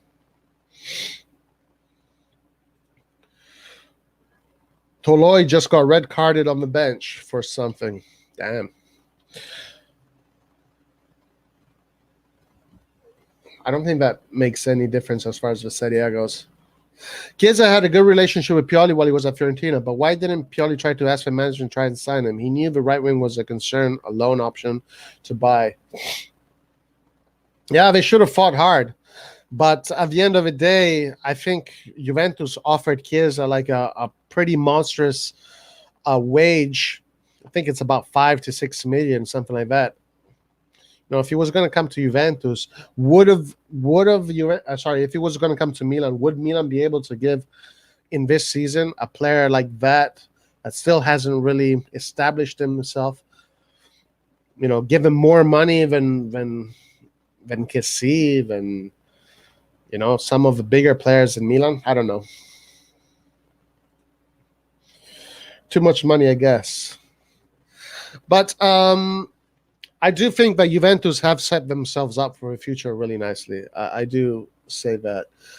I just think that Juventus need to take a break for 1 year, just chill out, go to the Europa League, and use the Europa League as an opportunity to bring down the wages and get rid of some of their players that they're paying millions, players that are ready to finish, to end their careers, and then they can restart. In 2 seasons they'll be back. It's our turn now. It is our turn now. Chiesa was bought in by them for like 70 million in installments. We just made a purchase for Tonali for around 35 million on installments. And Tonali was a great purchase. Chiesa was down to join us, but it was money issues, and Juventus came in. Same thing with Tonali.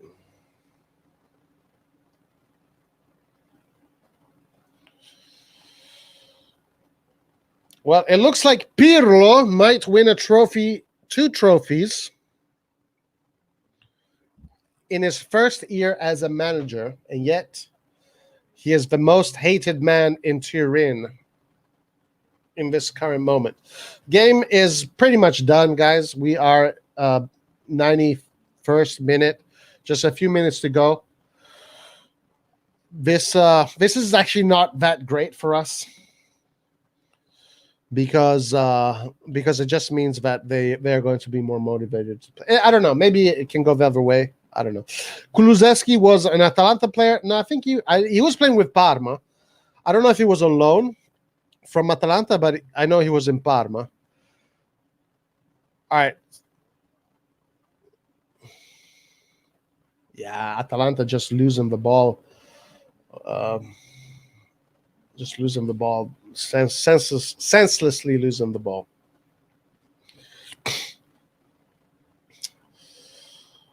Well, it wasn't the game of calcio champagne that maybe some of us expected, but it is a pretty decent performance, I would say, but nothing to be scared of. Nothing to be scared of. If they play like this when there's a trophy on the line, I wonder how they play when there's nothing on the line, I wonder if that's going to make them play better. I don't know.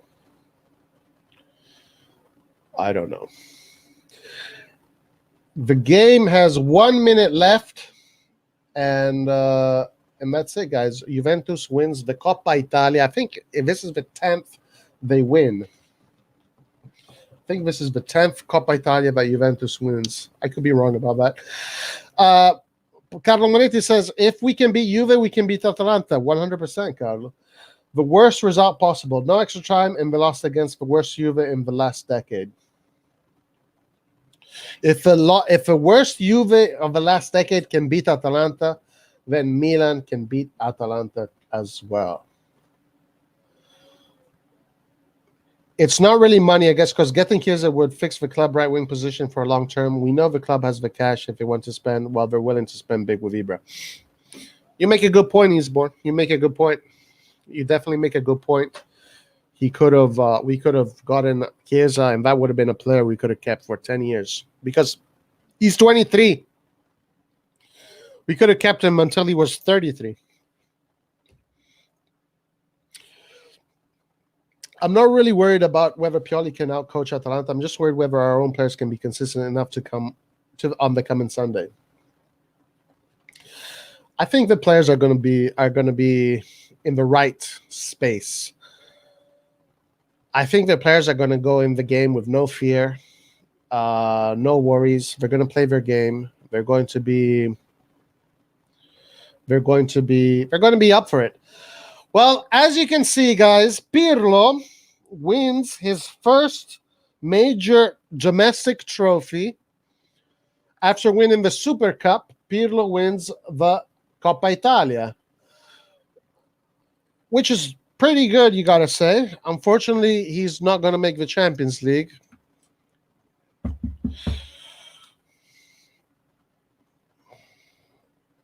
Well, this was literally the worst. Maybe you could arguably say it was the worst result that we could have had, but it is what it is, It is what it is. All right, so what do you guys think? What are you guys thinking about what we saw today, about how Atalanta plays? Ibra was 7 million salary and no sign-on fee. Yeah, when you don't have a sign-on fee, they usually ask for these crazy salaries. We're owned by a vulture fund company, not proper owners. We basically have to generate the funds ourselves. That is so true. And I was thinking about that, Neck Lord, that when you have like a president that is super enamored with the club and super involved in the project, like Abramovich, like Berlusconi, like I don't know their names, but the people behind Paris Saint-Germain, or Agnelli, even for Juventus, or even Zhang for Inter. You saw the owner. He's always there every game. He's celebrating with the team. That definitely helps. That definitely brings something more to your team. Milan doesn't have that. Milan doesn't have an owner that is pushing the team and is on. And we see his face with Milan scarves and Milan shirts, but we do have Maldini, and that is what is keeping the passion alive, I think. Okay, Juve wins, no injuries and no tired players. Yep, exactly. You got to wonder if Atalanta really wanted to win this match. I saw no fight in them. Well, okay, I just thought that Juventus covered all their channels. Juventus forced them to play Juventus forced them to play kind of on the sides, and we saw that if you contain this team properly, you close down those channels and you kind of force them to the side, they struggle. So maybe this is how Pioli is probably looking at this game, and this is probably what he's going to try and do based on what he saw today. So just let's do a quick analysis of what we saw. So things that we noticed: the Atalanta defends with two very close lines, and they leave a lot of space on the sides. They kind of have a lot of mass in the middle, so it's difficult. It might be difficult to go in there, straight away. It seems like what you want to do against Atalanta is because they give you a lot of space on the sides. You want to switch to one side, then switch to the other side, and in the process of doing that, you're going to open up the channels. And then when those channels are open, you can exploit those channels. We noticed that a lot of the Atalanta, most of the plays come from the right, because Zapata is on the right, and Zapata seemed to be the focal point because he is their only real target man. They don't have the only real target man they have there is Zapata. Basically, target man meaning he can shield the ball by having a player behind him,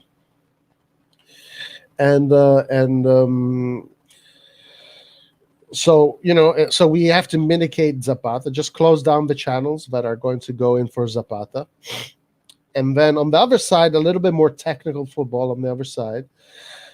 But it seems like the other side, defensively, we are better on the other side as far as midfield goes. Not so much fullback. But with Tomori, Kessi, Çalhanoğlu, that trio right there, and then in the addition of Theo, should be able to close the right side pretty nicely, I would say. Sorry, the left side. The right side, Calabria, Benacer, Salamakers, and Kjaer need to take care of all the action going for Zapata.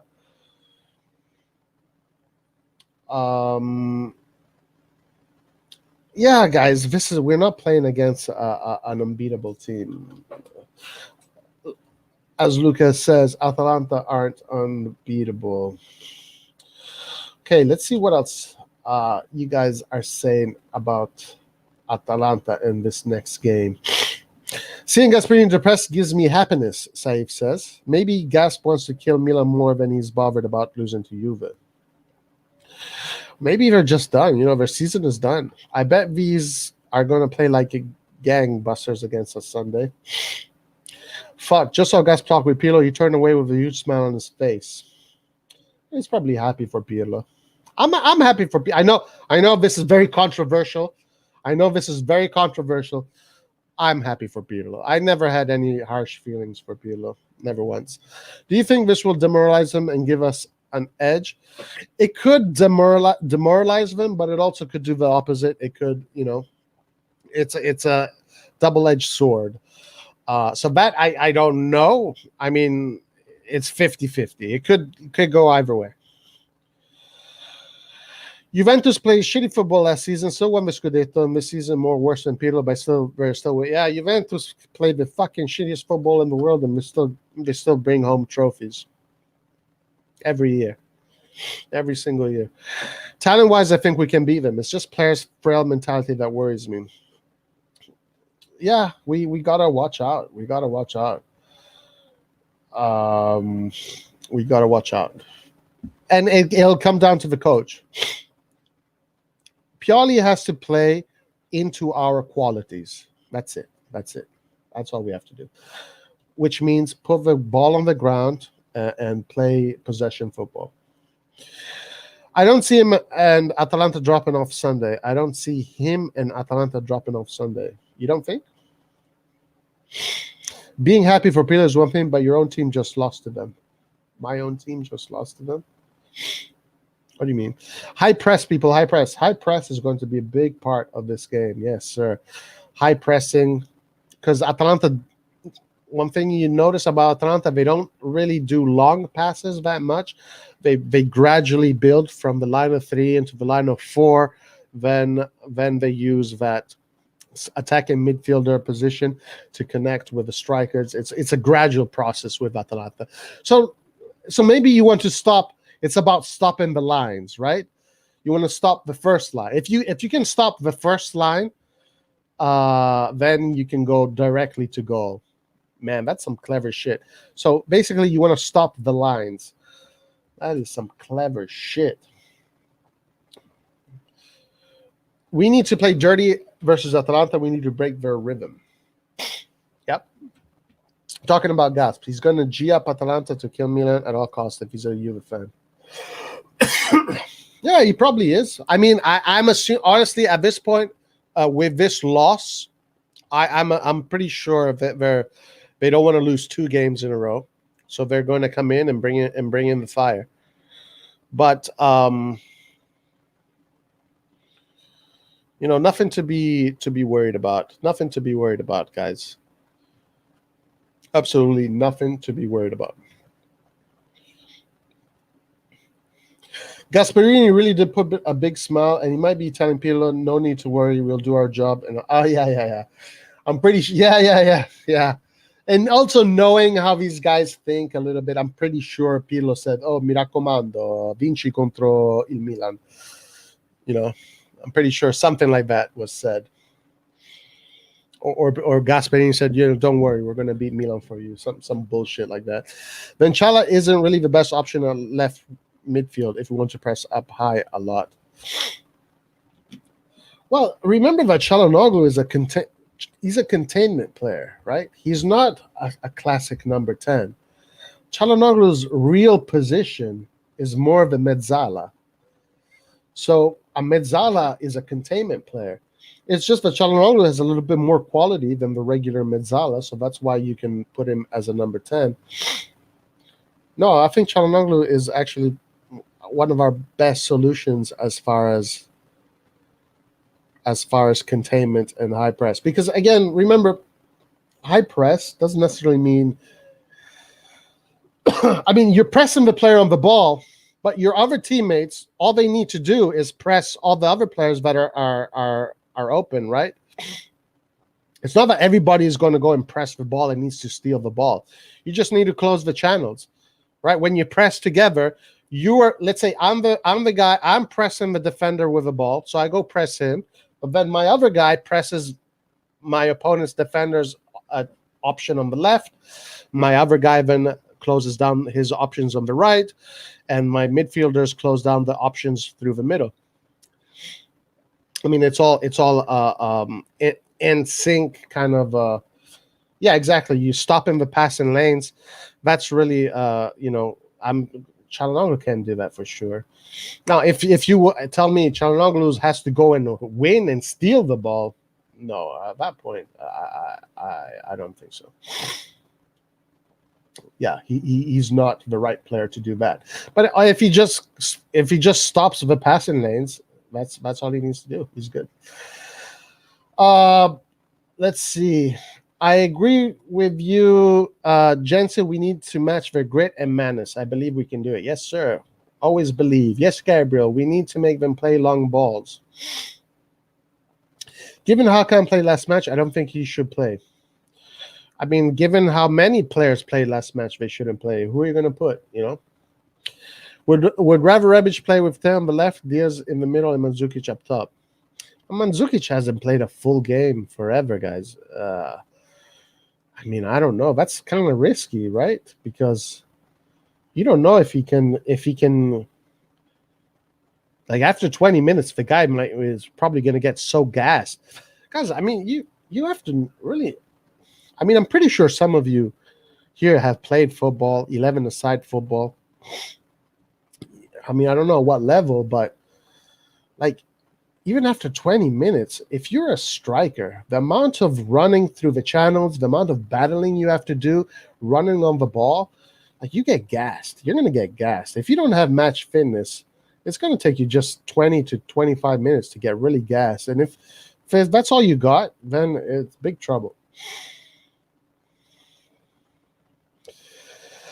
Olioli, chill out with the negativity, bro.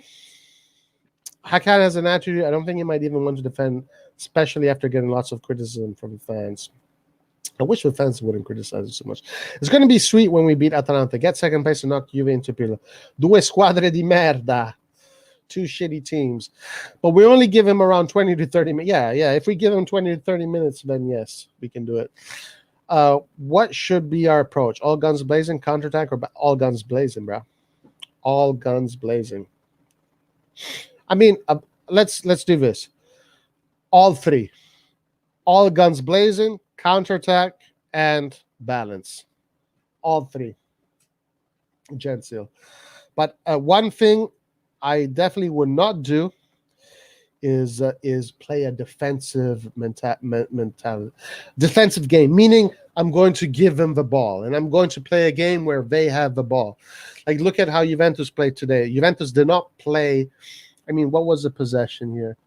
Ball possession, 41% Juventus, 59% Atalanta.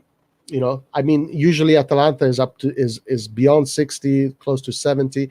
I mean, that's a lot, 59%. I'm pretty sure that's a lot of it probably came to the half. But Atalanta's going to have the ball, but you don't want to give them the ball. You don't want to give them and invite them and then catch them on. You can do that, but you don't want to plan the whole game around that. You want to be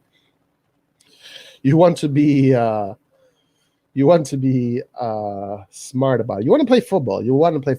Chi non salta bianco o nero, Chi non salta bianco o nero,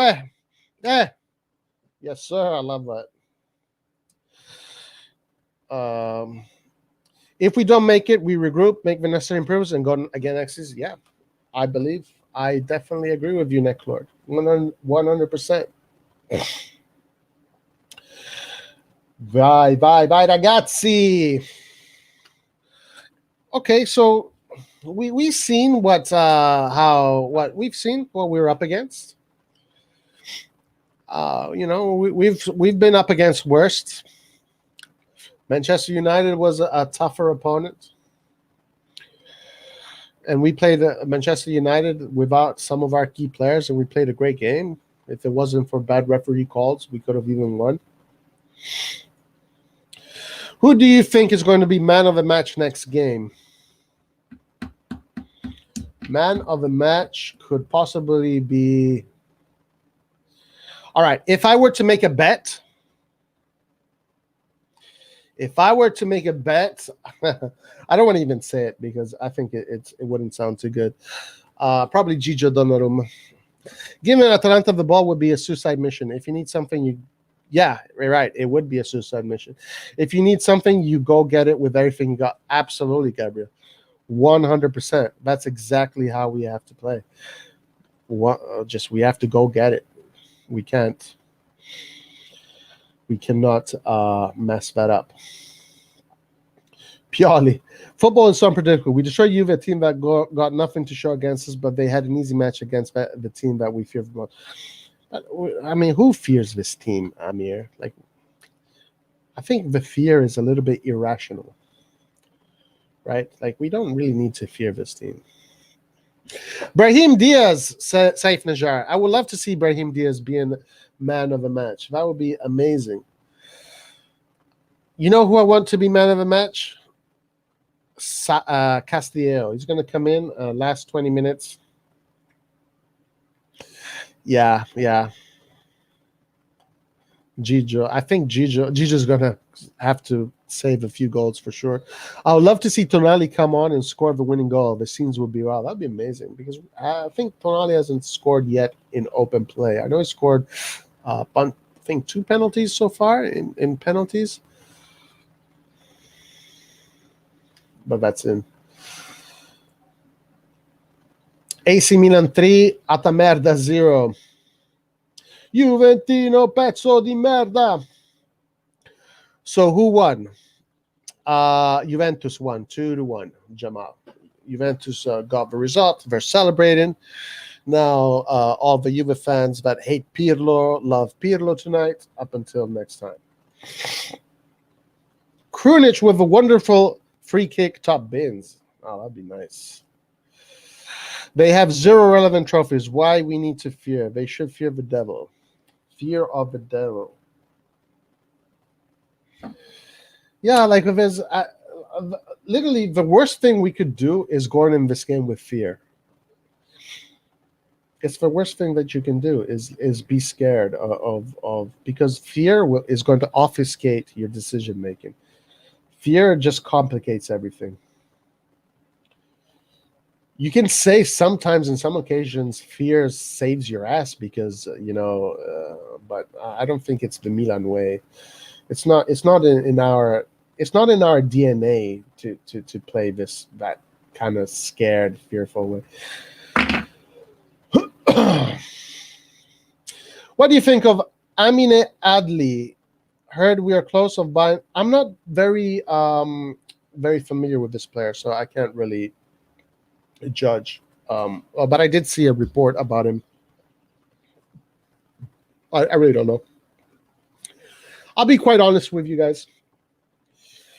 When I was younger, when I was in high school, up until maybe my 25, maybe like college, like I would watch football. Like I would know every single player of every single team. Like if there was a game on the TV, like Sunderland against Queens Park Rangers, I would watch it. I would know every single player, Bundesliga, Liga, Eredivisie, whatever. But since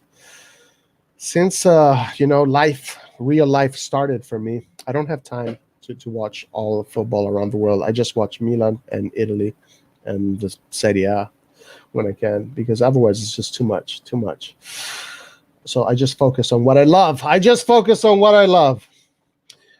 What would you tell Pioli tactically after watching this game? I would tell Pioli play with the same formation you played against Juventus. Actually, I'm going to show you. Play the same formation you played against Juventus. Sacrifice Salamakers a little bit more. Make sure that he is make sure that he covers that right side of the field, because it seems like Atalanta uses that right side of the field to move forward the most. So sacrifice him a little bit more. play with this system where when you attack, you have 3 in the back. So you avoid, you avoid the counterattacks. You avoid giving them space on the sides. Attack centrally. Well, not attack centrally, but move the ball around. Move the ball around. Right there. This is how Milan is going to attack, right? This is how they have been attacking these last games. Just move the ball side to side, wait for these channels to open, be patient, and then get him as soon as those channels open, get in them with no fear. Have absolutely no fear in whatever you do. But always be careful with the counterattacks. Make sure that the team is compact, right? You want to have a compact team basically from one end to the other. You don't want to have these channels, like if you lose the ball here, make sure you close this channel so they don't have clear channels. But keep it compact. Do your diamond 5-1. Play the ball on the ground. Find the combinations. We're going to get chances. Rebic is going to have to. He's going to get chances. Diaz is going to get chances. Kessie, we're going to see him. This is the kind of game where you want to play in their box. You could get a penalty too. We know that Salamakers, we won't see this area of the field too much. He doesn't go there that much, but he is going to come in the middle and participate in the plays. We're not going to see Calabria go forward too much. Calabria is probably going to stop around here, but we're barely going to see because if they stop this. Calabria now is playing low. Theo is going to play literally box to box. So just play that, and watch out for Zapata. That's your main man to watch out for, and high press the lines, like you were saying before. Stop the lines, stop the first line, stop the first line from moving the ball to the second line. If you stop the first line from moving the ball into the second line, you're good. You're definitely good. Let's see. We will beat Atalanta. Yes, sir. I like that. We will. Haha. Any shocking decisions in the game? Yeah, it looks like there was a goal that what's his name scored. Kulusevski scored, and they were saying that it shouldn't have been a goal. I trust our team. All the Scaramanzia says we'll win. Yeah, that's true. We were talking about that earlier. Away game losing and one winning onto the top teams. Full circle since the 5-0 that started everything. Yeah. Do you think Mandzukic coming in? Yeah, I do. I do think he could come in handy at the game. Maybe last 15 minutes because eventually, towards the end, Pioli's going to make his substitutions. And because the substitutions are all wingers pretty much, you can imagine that the game is going to evolve into a wing play the last 20 minutes, last 15 minutes of the game. When it does evolve into a wing play, having a target man like Mandzukic there is going to be very helpful. So, yeah. But keep it to the last 15 minutes of the game. Play the most of the game, ball on the ground, football. Okay, he was a top 2 player of the year. Okay. Let's just hope Rubentus and Chiesa taught us something this evening, how to beat these idiots. Sunderland represent Miss Joey Barton. I'm not sure who that is. You're right. Maybe fear is not the correct word, but we have to really tough time against Atalanta for the past few years. Milan and Semper. Yeah. Like no fear. I just hope Pioli's listening to you. Well, I'm just assuming what Pioli is thinking, right? I'm just assuming what he's thinking based on what he's been doing and what has been working.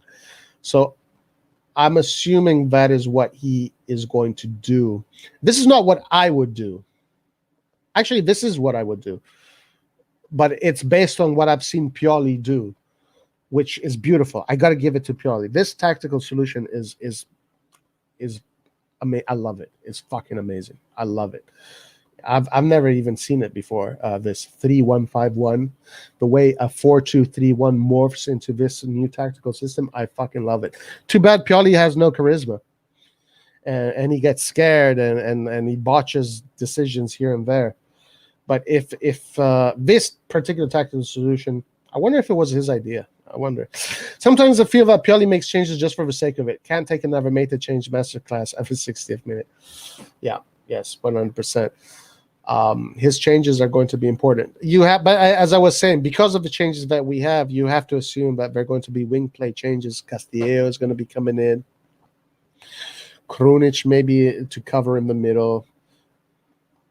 He must not do what he did against Cagliari and fucking put Diaz on the right again. My God, what a bad mistake that was. Milan wins on Sunday, then it's gonna be a long podcast, right?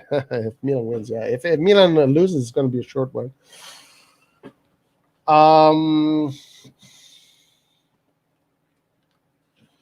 So long he doesn't sub Benacer out when he's actually playing decent. Yeah, I mean, I wouldn't sub.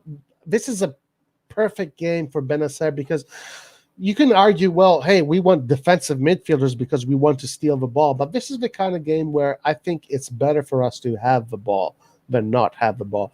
Some teams, if you don't have the ball, it's okay. You know, some teams just the way they are, it depends on the team. If you don't have the ball, it's not that much of a problem.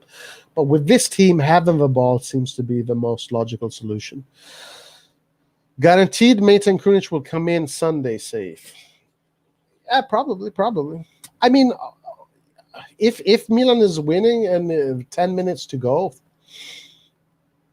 I can see why you would want to put a fresh Mate to cover the midfield. And I see why you'd want to play a fresh Krunic to cover the attacking midfield. And just if you're winning, it would make sense. These players, if a team plays well, these players play well.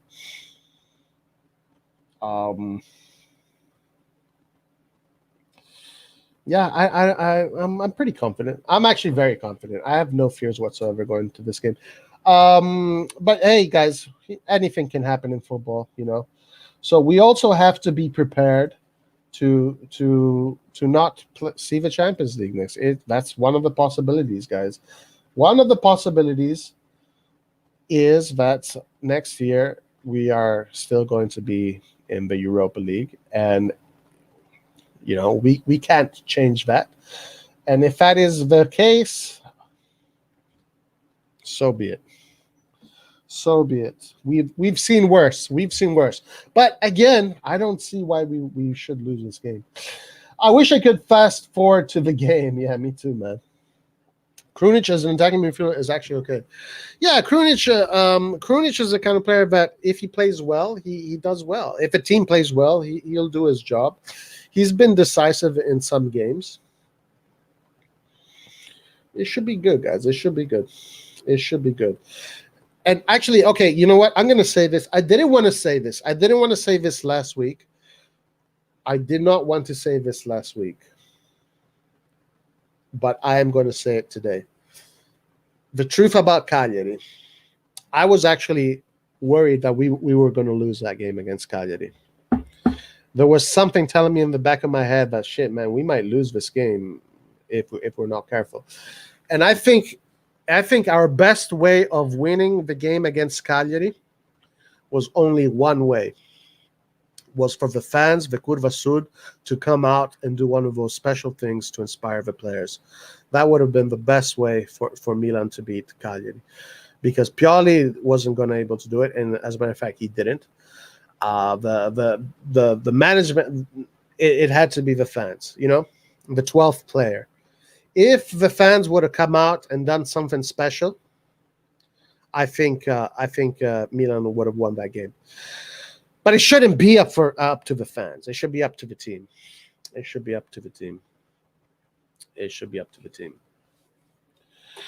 And I really hope that I think the fans for sure are definitely going to come out against for last game of the season for sure. I know the Curva Sud. This is a Curva that would die for this team, so they're definitely going to show something very special to the team and inspire them. I only trust our president Kessie on Sunday. Might also be a match win, but yeah, Kessie's probably good. Kessie probably might get man of the match if it's not Gigio. What are your thoughts on Samu? What are my thoughts on Samu? Samu Castillo is a player that I think has done well in his time at Milan for his qualities. He's not a player that I think we should rely on. I think he's true. I think he's a player that is probably better suited for a team like Sassuolo or a team like Genoa, But I'm not angry. The guy has sweated for the shirt. I think we need a big upgrade on that right wing. I think we need a big player on that right wing, like a player that can make a difference. Saif says 100% Roy. I'm assuming about the Curva Sud. Yeah, this is AC Milan, and we have a bigger team, and we should beat Atalanta. And yeah, definitely. Was better tactics or better players that won the match today? Tactics, for sure. Tactics, for sure. And the reason why I say that is because I'm just thinking about how Juventus contained Atalanta. If you noticed the way Juventus contained Atalanta, they didn't allow Atalanta to play centrally. They forced Atalanta on the sides, and when Atalanta was on the sides, they started to lose ideas. So definitely tactically, both teams have enough talent to win you the game. Davide Romano, what's up? Curva Sud didn't do shit. Yeah, I was kind of surprised. If anything, the game against Cagliari was a perfect opportunity to inspire the players. It's an away game, so that suits us because we have been shit at home. True. We bought someone for like 20 or 25 million. Wow. If you're ever serious about the punishment against Juventus suspended regarding the Super League, then that's also one way to hope to get into Champions League, even if we still finish fifth. Yeah. So if Juventus... So we gotta hope Juventus gets eliminated from it. All right, guys, we're gonna go 4 more minutes. I'm gonna end the stream in 4 minutes. But so we did learn a lot about Atalanta today. We saw how they played. They lost. They weren't that impressive. They have very dangerous players that we gotta watch out for. They have a very well-oiled system that we have to be careful of. The things to our advantage that they already qualified for the Champions League. So their season is pretty much over. One of our disadvantages, I think, is that because they lost today, they probably won't want to lose a second time. So they're probably going to go in there with pride and try to win. I think in Italy, that's what they're all going to do. You're not going to find any teams in Italy that are going to not play for the result. So I think Milan has everything we need to win this game. If Pioli plays exactly the same way he played against Juve, just makes a few tweaks here and there, this is good to go, and we got it in our back pocket. And ladies and gentlemen, next year we are going to be in the Champions League. And if we are in the Champions League, I call semifinals. If we make it into the Champions League. All right, guys. Thank you very much for joining us. Please like, share, subscribe. This was a very fun stream today. Congratulations to Andrea Pirlo and Juventus for winning the Coppa Italia. And last game of the season, and then we're into the summer competitions and the transfer market BS. So, guys, our next live is going to be Friday. We're going to do a preview for Atalanta Milan. So, until then, ciao ragazzi, Forza Milan per sempre, till the end. See you on Friday. Ciao.